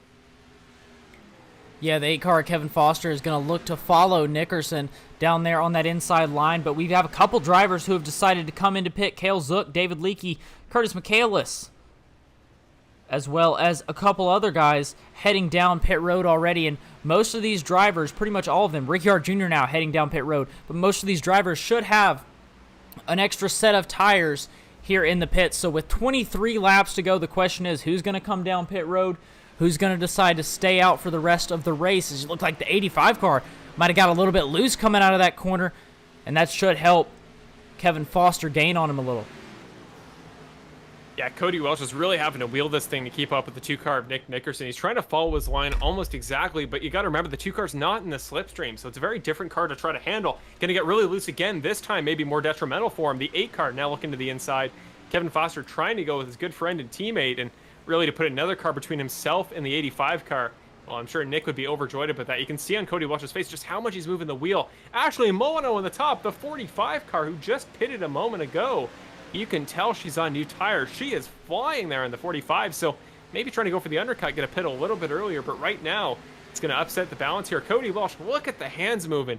He is really having to wheel that race car, and I respect it so much because you can just tell he's not sitting back. He's not just going to let the race come to these guys that are just looking comfortable. Kevin Foster doesn't look like he's all that loose. Like, he's not having oversteer problems. He's just sticking to his line. The 85 car, I don't know if it's tires or what, but he is going to battle this championship out to the bitter end. He's going to lose the spot to Foster for now, but keep an eye once they get new tires on the 85 car. And that's one thing that I've noticed about the 8 car of Kevin Foster. He's really good at saving his tires. I believe a couple of the races that I have really paid attention to that 8 car, and one even last year that he won, is there you see the 99 car, Brandon Jackson, and the 85 coming down pit road, the 85 sideways, big loose for the 85 car. But Kevin Foster, great at saving tires, great at saving fuel, one of the best in the series, if I had to say so myself. So I would definitely keep an eye out on that 8 car of Kevin Foster as green flag pit stops are underway. They are indeed, and these are going to be crucial. I mean, again, this is the final pit stop, whether we get a caution or not, unless guys want to take late race tires. This is it. So Brandon Jackson, as he exits off pit road, Nick Nickerson just coming into the pits now. There was about a 2-second gap between those guys, and then Nick was about half a second up on the rest of the field. So this is going to be close, but Kevin Foster now still on track, the final driver in the lead pack there. You just talked about Evan, great at saving tires. He's proving it again, still on track. And again, every lap he can stay out here is super valuable, because if he thinks he's still running good enough lap times to stay on track, then that's one more lap he's going to get on new tires later. And it means he won't have to really get into that, super burnt up tires that can't stick to the inside phase in the final couple laps of tonight's event, because we only have 20 to go here. The finish of this race has really snuck up on us.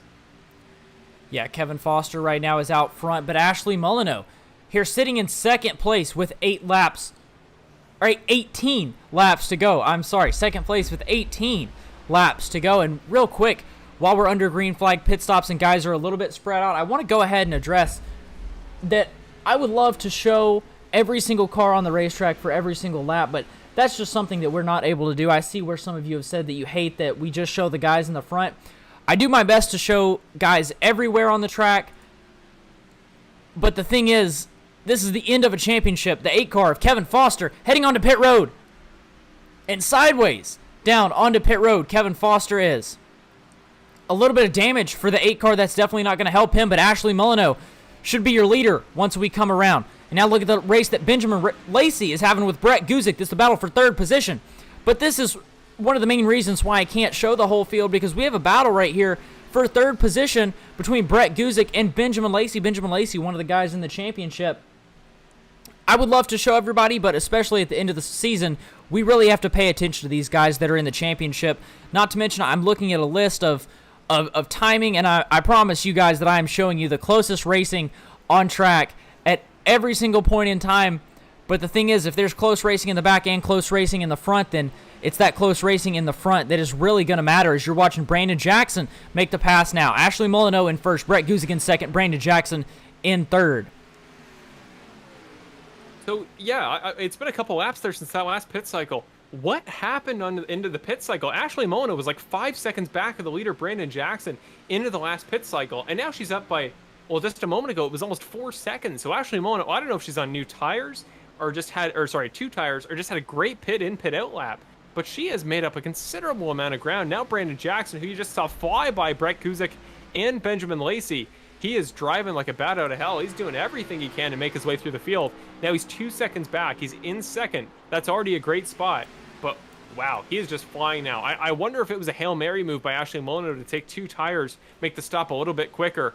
But if Brandon can keep up this pace, I don't think it's going to last long. Now, it got the gap down to a second there. He was a second faster on that last lap. I think it's only a matter of time before Brandon Jackson takes the lead back over. But this battle between Guzik and Lacey, the longer it goes on, the more that Cody Welch there, who, remember, this is crucial for him in the championship, the more time he has to try to make his way back into the podium, as he currently sits ahead of Nick Nickerson, championship leader. Yeah, Molyneux definitely did not take 2 tires. She took 4 tires in that last pit stop. Just a great stop and a great time for her. And that's why she's in first place right now and hopefully running away with the field. But it looks like the 99 car of Brandon Jackson is closing in, as his tires are going to be about 6 laps newer than hers are. 14 laps to go And our playoff drivers are running 4th through 7th positions. If we go back a little bit, we've got this battle here between Trey Ellis and Jason Treschel. Treschel, the 31 car, in 14th position. Trey Ellis going to be back to 15th now as they were side by side. And then Christopher Ferrara in the 13 car is going to be directly behind them in 6th position, but looking to gain on the 4 car of Trey Ellis. Yeah, I remember Trey Ellis there early took tires in that very first pit stop, only a few laps into the race. I think this is the other side of that coin, where now he's going to lose all that time. Keep an eye, though. The battle for the lead is going up again, side by side between the 99 and the 45 car. The 45 just clearing Cale Zook there on the outside. Up front, this battle is continuing, and we got a lap car in the midst of the things. I think the 44 car pitted more recently for tires than these guys. So Brandon Jackson, goodbye, back to the lead, and he is well clear already. So Brandon Jackson, once again, your race leader, and Ashley Mono did everything she could to hold that spot. But at a certain point, Brandon has proven he's the fastest all night, and there's only so much you can do about that. But this battle between Lacey and Guzik, Guzik gets into the outside wall. The 04 car of Brett Guzik trying to get as high as he possibly can to carry momentum. Well, it's certainly a risky move, and that is the other side of that trade-off as he gets into the wall. Can hold the spot for the time being, but he's got to watch it there up in the top side. Benjamin Lacey, we've seen all season, can definitely capitalize on mistakes, looking for his third or fourth podium of the year. And he is one of your championship drivers, again, very quietly, your top-sitting championship driver at the moment. But Cody Welch, only 6, well, now 4/10 back. He could capitalize at any moment. Yeah, this is definitely the closest battle on track right now. Is look at the 85 car of Cody Welch, who has come to join Brett Guzik up there on the top. The 7 car of Benjamin Lacey looking to make something happen on the bottom, but the 85 car is going to get impatient. Look to the middle, thought better of it. The 85 car of Cody Welch getting antsy back there in 5th position. He's going to look to the middle here. Cody Welch making it 3 wide up the middle. Brett Guzik on the outside. The 7 car of Lacey down on the bottom, and look at the 2 car of Nick Nickerson watching it all happen in front of him. He is indeed, and I think he's in the most comfortable spot of anybody. Might as well just stay here as Cody Welch. You see again, that very loose race car. We're in a fixed setup series, but it almost doesn't look like it by the way that thing is trying to handle on him. Cody Welch is just doing whatever he can to stay up front. Made some great moves there to put himself up into the podium. But again, 10 laps to go. So crucial that he holds off Nick Nickerson now, as Nick will clear them as well. So now it's going to be Lacey in 5th. Again, championship driver, a top 5 normally wouldn't be bad, but right now, you don't want to see the points leader ahead of you. And then after that, Brett Guzik has fallen back to 6th.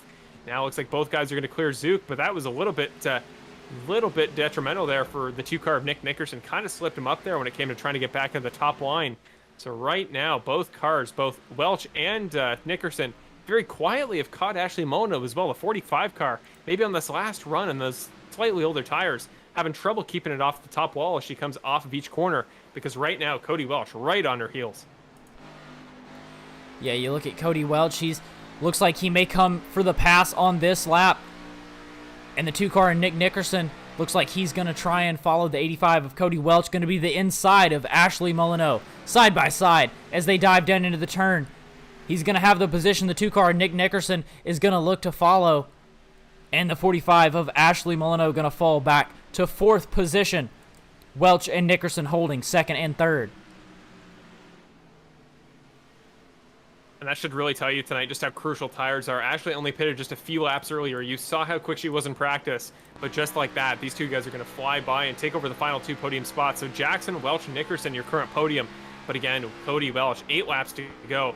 Such a crucial little battle here for himself in the championship right now. Even if it's 1 spot, you just don't want to finish behind the guy you're battling with for a championship. You saw a moment ago at the back of Brandon Jackson. He is 3.5 seconds clear. The 99 car is just gone. It's been an incredible drive from him tonight. But this is the battle we got to keep an eye on. Welch still ahead. Nickerson keeps peeking to the inside. We'll see if Welch defends low this time. He's going to stay kind of there in the middle. Going to just close off the bottom line a little bit.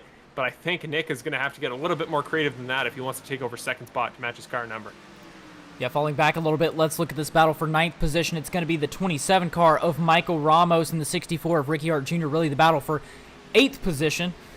64 car Ricky Hart Jr. is going to hold it. Michael Ramos sitting in 9th, looking to take it away in that 27 car. And Ricky Hart Jr., even though he's only in 8th position right now, he is your furthest back playoff driver. Michael Ramos looking to that inside, and he's a car that we saw was fast earlier today, and here he is looking to the inside again and looking to pass one of our playoff drivers of Ricky Hart Jr. right here to the inside. It looks like he's going to be able to do it as the 64 up to the wall, the 27 down on the bottom, and able to make it work. The 27 car, Michael Ramos, up to 8th position. Oh, perhaps not for long, though. Keep an eye, though, a little ways back. Ricky Hart going for a second attempt. We're going to go 3 wide here in this battle because Kale Zook, the lap car, is up top. Michael Ramos almost got his rear quarter panel clipped because he came real close to the front end of the 64 car. Ricky Hart really battling to stay with him. And, well, we've seen a couple times tonight that even when a car gets ahead of another car, that doesn't necessarily mean later in the run that they're going to have that same speed. So the 64 car still got 5 laps left to try to do something there to put himself in 8th and at least in some way kind of make it a consolation for last week's unfortunate internet dropout. Now here is Nickerson's first chance, his first real attempt to the bottom. Cody Welch, can he keep himself in the top lane? Can he really put pressure on the 2 car to take his nose out of there? I think he might. He's going to keep the momentum as long as that car doesn't get too loose, which it does. He loses the back end a little bit mid-corner, keeps it off the wall, but Cody Welch, with 4 to go, is having to wheel that car for all he's worth. Now, side by side again, look at the faces of the 2 gentlemen. Look at the wheel for Nickerson, and look at it for Welch. Welch is really having to keep that thing seesawing. He's got the much tougher job, but again, he'll hold the spot coming up to turn number 3. Yeah, this is a huge battle right here, and probably one of the most important battles of the season. Cody Welch really has to finish in front of Nick Nickerson right here if he wants the shot at the title. He can't let Nickerson get another win. He can't let Nickerson finish ahead of him again. If he wants to gain on that lead position, he's got to be able to do it here. We know Road America is going to be a favorite of Nick Nickerson, but hopefully Cody Welch can make something happen there. But this battle keeps going on in that 84 car. Looks like he may get on the way in front of him. Yeah, hopefully he just drops back and lets this happen. I'd hate to see this end that way, and it will, but yeah, the 85 car looked like he was in trouble. Had to stick with the inside line where Nick has had so much trouble maintaining grip. The 85 car to the bottom. The 2 car is going to have more momentum, but the 85 car, if he can slide up in front of him, might be okay. He does. What a move by the 85 car. Cody Welch is driving the pants off that thing. What a run for him tonight at Miami. Now, the question is, Nick came very close that time. He could just give up and say, you know what? I want the championship. I'm going to put the bumper to the back of him. We've seen it so rarely this year, but keep an eye on that possibility. And while this is happening, Ashley Molyneux up to 6th position.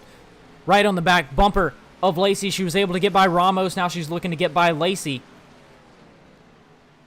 Side by side, the 7 and the 45 really close together here. Ashley pinching Benjamin Lacey down low. Yeah, they're still side by side as they cross the line, but 1 to go here. White flag. Brandon Jackson just took it a moment ago. He's currently in corner number 2. 3 wide in this battle between the 45 and the 7. Ashley Mono is going to lose out, has to back out to not risk a wreck between the 2 of them. She's still got to hold off Michael Ramos, but up front, as Brandon Jackson, I should say, comes through turns 3 and 4. What a drive. It hasn't been an easy year for the 99 car. He's had some adversity. He won in round 2, and 20 rounds later, he'll win at Homestead, Miami. For one of the most crucial races of the season for many drivers, including Cody Welch, who comes home ahead of Nick Nickerson. What a drive from him tonight. I'm really jealous that I don't get to interview that spot because, man, he's had a great race. But Nick Nickerson, as he always does, comes across for the podium. But, man, Brandon Jackson, he's had some adversity. He's really just had to fight through it and have a race like this. And I wish he was in the championship. I wish this would be the confidence booster he needs to go for the title. But congrats to Brandon Jackson. Just a solid, just a very quick drive from start to finish for him. Yeah, great job for Brandon Jackson. He won at Iowa. This is going to be his 2nd win on the season.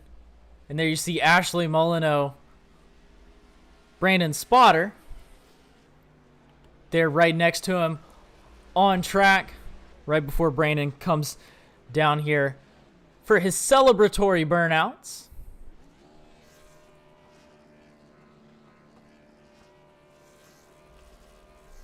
Let's go ahead and take a look at your race results. Of course, your playoff results, Cody Welch and Nick Nickerson in 2nd and 3rd, Benjamin Lacey in 5th, and Ricky Hart Jr. in 9th. 9th, a great job, a great finish, but it's really not going to help him in the playoffs here with the other strong drivers that he's coming up against. But if we look at our final standings, of course, Brandon Jackson, Cody Welch, Nick Nickerson, Davey Hendricks in the 21 car doing a great job to bring home the 4th position. Benjamin Lacey in 5th, Michael Ramos, the 27 car in 6th, followed by Ashley Molyneux, the 45, bringing it home in 7th position. Brett Guzik in 8th, Ricky Hart Jr. in 9th, and Connor Sawyer to round off the top 10. That Jason Greenwell will come home in 11th. Kevin Foster, after all the speed he showed there earlier, I'm sure going to be kind of disappointed there with 12th, but really you shouldn't be. That was a great drive from him from start to finish. Maybe just a little lower than where he would have liked. Jason Treschel tonight, again, I believe making his debut. Not a name that I recognize unless he was in the All-Star race. The 31 car, though, in his debut, we saw him up in the top 5 for a considerable portion of the race, but he will come home in 13th. Hunter Henry, fan favorite, will come home as the final driver on the lead lap. He'll finish in 14th. Trey Ellis in 15th. Kale Zook in 16th. Curtis Michaelis in 17th. Markellen Bivens will finish in 18th. Christopher Ferrara in 19th. And David Leakey will round off the top 20. Starting your 20s and 3 laps down is going to be Bill Harkins in the 11 car, finishing 21st, followed by Matt Crockett. You saw he was doing a great job, but he just had that pit road trouble, finishing in 22nd, followed by Charles Oberg, Terry Condis. Gary Wright in the 6 car, going to be 25th. 26 is going to be Thomas Fensler, followed by Tyler Rowland in 27th. Then Benny Hogan in 28th, Mitchell Sullivan in 29th, followed by Steve Ulrich and Anthony Caetano in 30th and 31st to round out your field. Ulrich and Caetano did not make the start tonight.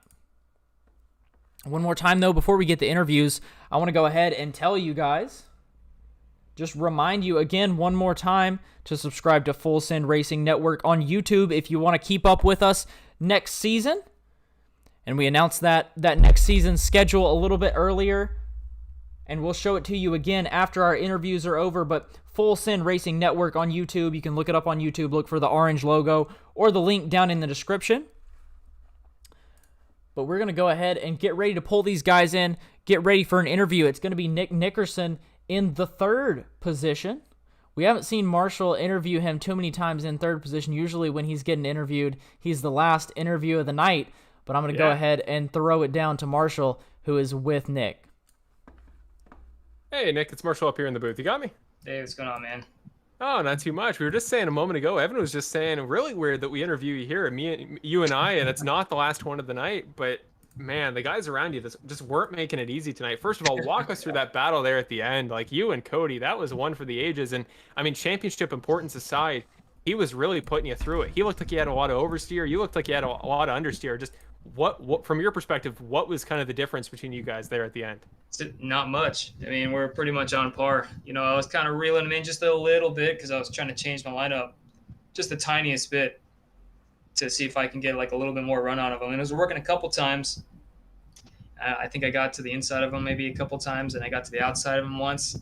And man, I just kept messing up the corner exit. Like when I got to the outside of them, I for sure thought I had it, but as soon as I got in the throttle, I realized like, oh crap, this is way too early. So I had to let off, and then he ended up, taking it from the outside. But man, that was a lot of fun. That was one hell of a race.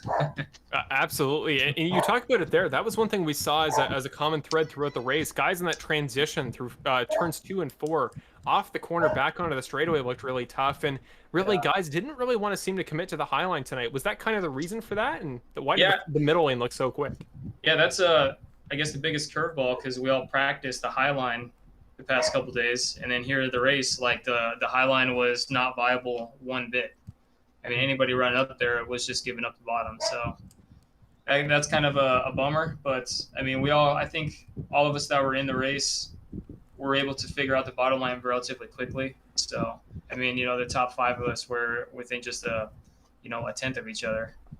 Less than that probably, like, tenths of a tenth, I guess. Yeah. Oh, it was... So. Yeah, it was so much fun all the way through. That'll be the one I'm sure that I'm putting in highlight packages to prepare for next season because that was such a good battle to the end there. And I mean, he takes away the point on you, just Cody, and you two are really the top 2 there in the championship with 2 rounds to go.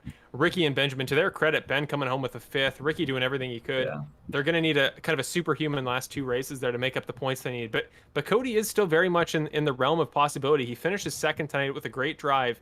But next week, you go to one of your domains, your final road course of the year. You got to earn that belt. We've been talking about it, man. You get a belt if you win all 4, and now you're only 1 away. And one thing I was thinking about today in preparation for next week is Road America as a road course, how much it differs from where we've been so far this year, like Long Beach, Daytona Road Course, and Charlotte Roval. The one thing in common for all those tracks is if you can start on the pole, you really don't have that many early opportunities to pass on those layouts. Whereas with Road America, there are a lot of long straightaways, including a lot at the very beginning of the lap. do you think there's anything to be said that the start of the race at Road America is going to be your most chaotic at a road course of the year? Oh, it always is. I mean, that's always something to worry about for sure. I just kind of have to take it as it is, start and see if I can get a good enough jump and get on just practice getting on the brakes as late as possible. Not necessarily going into turn one. I know where the braking point is, but like from, practice starting a race and then going into turn one to see how far I can get those brakes into that corner. So that way I can try to alleviate any possibility of getting rear-ended into the corner. So, the start of any road course race is hairy. But once that first lap is done, then I think it'll be pretty much smooth sailing. But we'll see. Maybe there will be some kind of weird draft at that track. There hasn't been any draft in the previous races, but, you never know. Maybe a draft will keep cars from just stepping away. Hopefully so. I think it's going to be a really fun venue to end off your season, and I think it'll be your best challenge yet in terms of how the track is designed for passing and stuff. But really, all you got to do is just not test the brakes too hard. Don't lose the car on track. And I think you're in a good spot for Richmond. So, man, tonight, what a battle you and Cody had again from start to finish. You look so comfortable out there. And third in points. I mean, you can't come away from that disappointed. You're still going to be ahead in the points into the final 2 rounds. And with one being Road America, I think you're in a pretty good spot. So as we always do here, again, it's weird having this not be the last thing of the night. But you're a veteran. You know what we do here. I'll give you your time. Yeah, man. Just got to thank Bill and Matt and everybody that participates. And I got to thank you and Evan for putting on the broadcast, man. You guys do such an awesome job. It sucks that Evan won't be here next year, but I hope the best for his other endeavors. And I have no doubt that you'll do a fantastic job with whoever wants to join your ranks.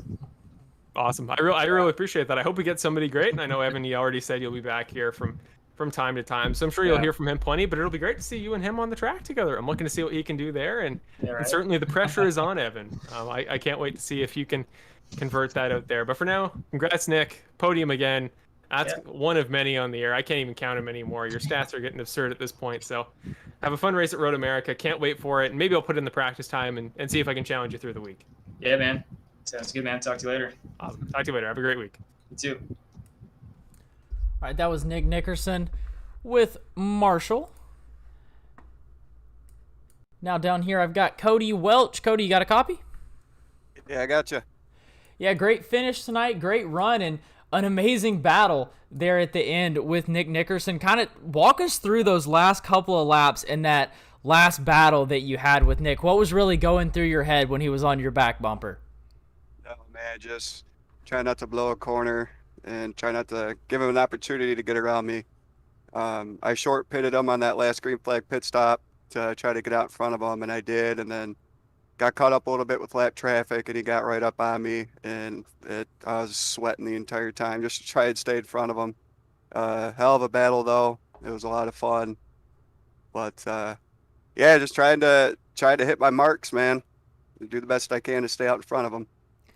Yeah, I can imagine it was a great battle, and you obviously did a great job to come out in second position and gain a couple of points on the guy who is, the past couple of weeks, has really been dominating the season, but you're doing a great job of keeping up with him, and maybe now you can kind of turn the tables and you can turn into that guy dominating. We'll have to see over the next couple of races, but speaking of the next couple of races, we've got Road America up next week, and you know the road courses are right in Nick's wheelhouse. Have you been practicing Road America?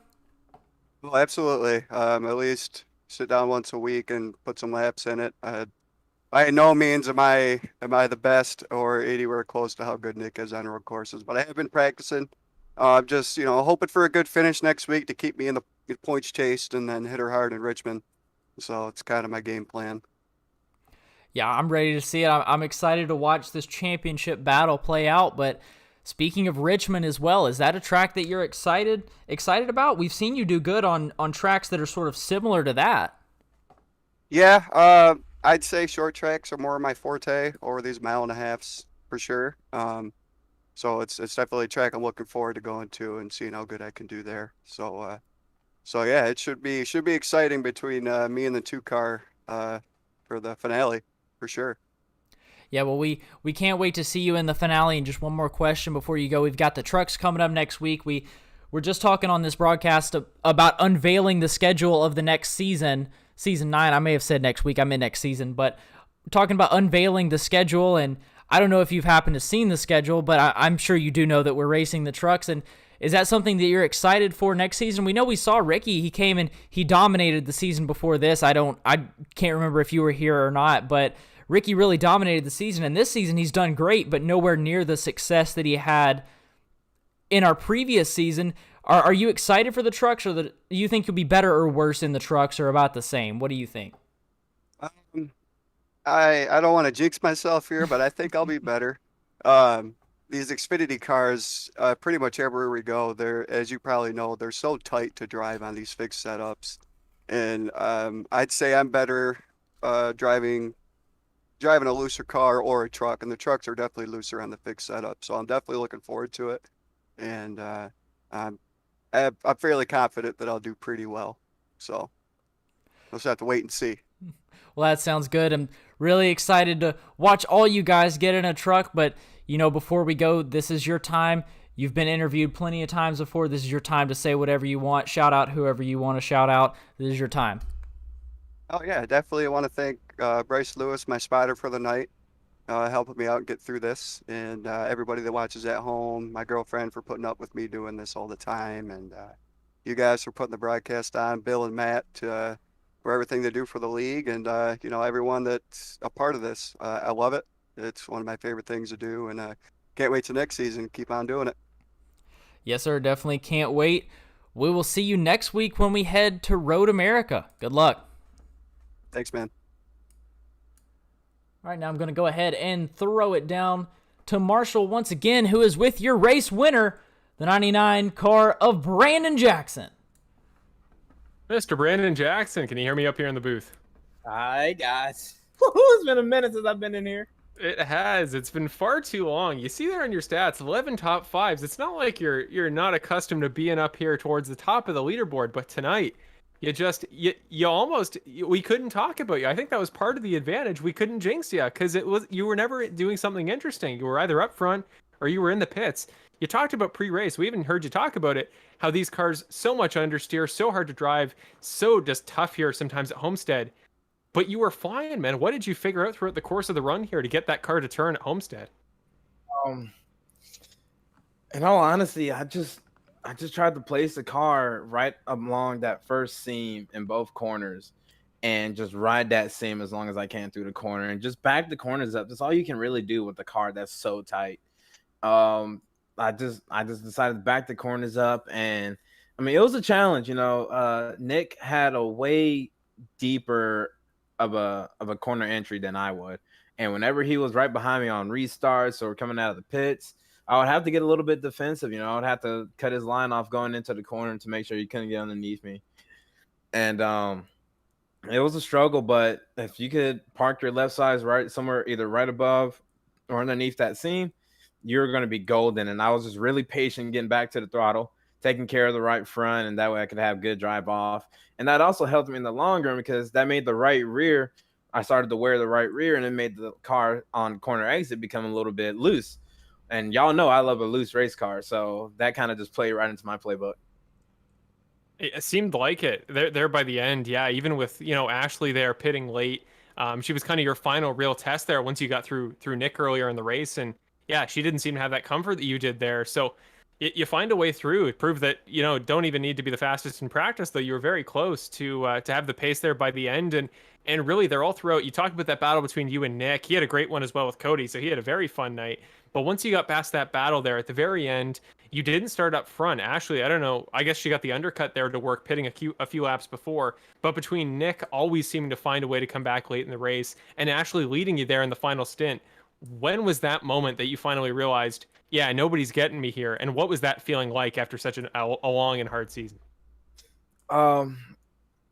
I saw Ashley come into the pits. I think it was about somewhere around lap 100 is when she pitted, and a lot of people followed her. And I was like, that's a little bit too early for my liking. So I was kind of cutting the last stint to about 20-ish laps.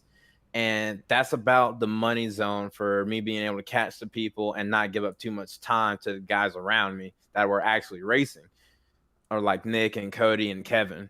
And just when I got alongside Ashley and I used the lapper as a pick, at that moment, I put it in cruise control, and I was just like, man, if I see a yellow flag, I'm going to destroy something. And thankfully, my luck has turned around tonight because normally I get a caution with like 5 laps to go, and somebody has a set of tires still laying in the pits and blows all of our doors off and win the race. But I had good luck tonight, and about time, man. It's been too damn long. I don't even know where victory lane is. I don't know how to get there anymore. I was just about to say, like, take the analytical side out, take the how did you do it out. Just what does it feel like, man? You've had such a long year. You've had so much to get through. You might not be in the championship fight, though after tonight, I really wish you still were. But just what does this do for your confidence? And with 2 races to go, is this going to do anything for you? Is Action Jackson back? And can he take the win? If not at Road America, which best of luck to you, maybe at Richmond late in the year? This is definitely a confidence booster. I mean, I came back to my natural form, running up front, running clean, and not really dropping past 5th place other than pit strategies. That's my MO, man. I got to be up front. And if I'm not up front, I'm not happy. And just getting to the checkered flag, 1st place with a car in one piece, it felt so good. I had the reaction like, oh my God, I was so happy and just relieved. I was like, man, this playoffs have been rough to me. And it's just like, I don't know what else to do. But this race, I came out here in almost a good old fashioned ass whooping. Well, I don't mean to bring you down to end off the interview, but I heard from a little bird named Evan Wall that you maybe aren't such a big fan of the trucks for next year. We just revealed the schedule today. You've really got your footing there at the end of the Xfinity season. You hate the understeer on the Xfinity cars. How about a little bit more oversteer on the trucks there, Brandon? Hey, man, as long as the trucks turn, I'm all down for it. But yeesh, I'm gonna bite my tongue on that one, but I'm not the best of friends with racing trucks. But good drivers drive, so I guess that's just what I'm gonna have to do is just shut up and drive. So it'll be interesting next season. It's gonna be a big old question mark because I don't drive those things a lot, and a lot of people do drive them, so you're gonna see a lot of comers and goers, guys that are quick that aren't normally quick. So I feel like next season is going to be very interesting. It's a really good schedule. I love the schedule. I almost wish we were racing that this season, but all in all, man, schedule looks good. Everybody's going to hopefully drive with their heads, and we'll just have to see what happens. Well, yeah, all I can say is carry over what you did tonight. You do this in any car in the entire service, and I guarantee you'll come away with not only a top 5, but I have the feeling, I have that inkling, whether you like the car or not, after the long regular season, I think you'll be back in the playoffs and making a deep run there. So I'm amazed this is only the 2nd time you've been the final guy to talk and end off a broadcast, but surprisingly so. This is your time, man. You know what to do. Just shout out sponsors, anything you want to talk about.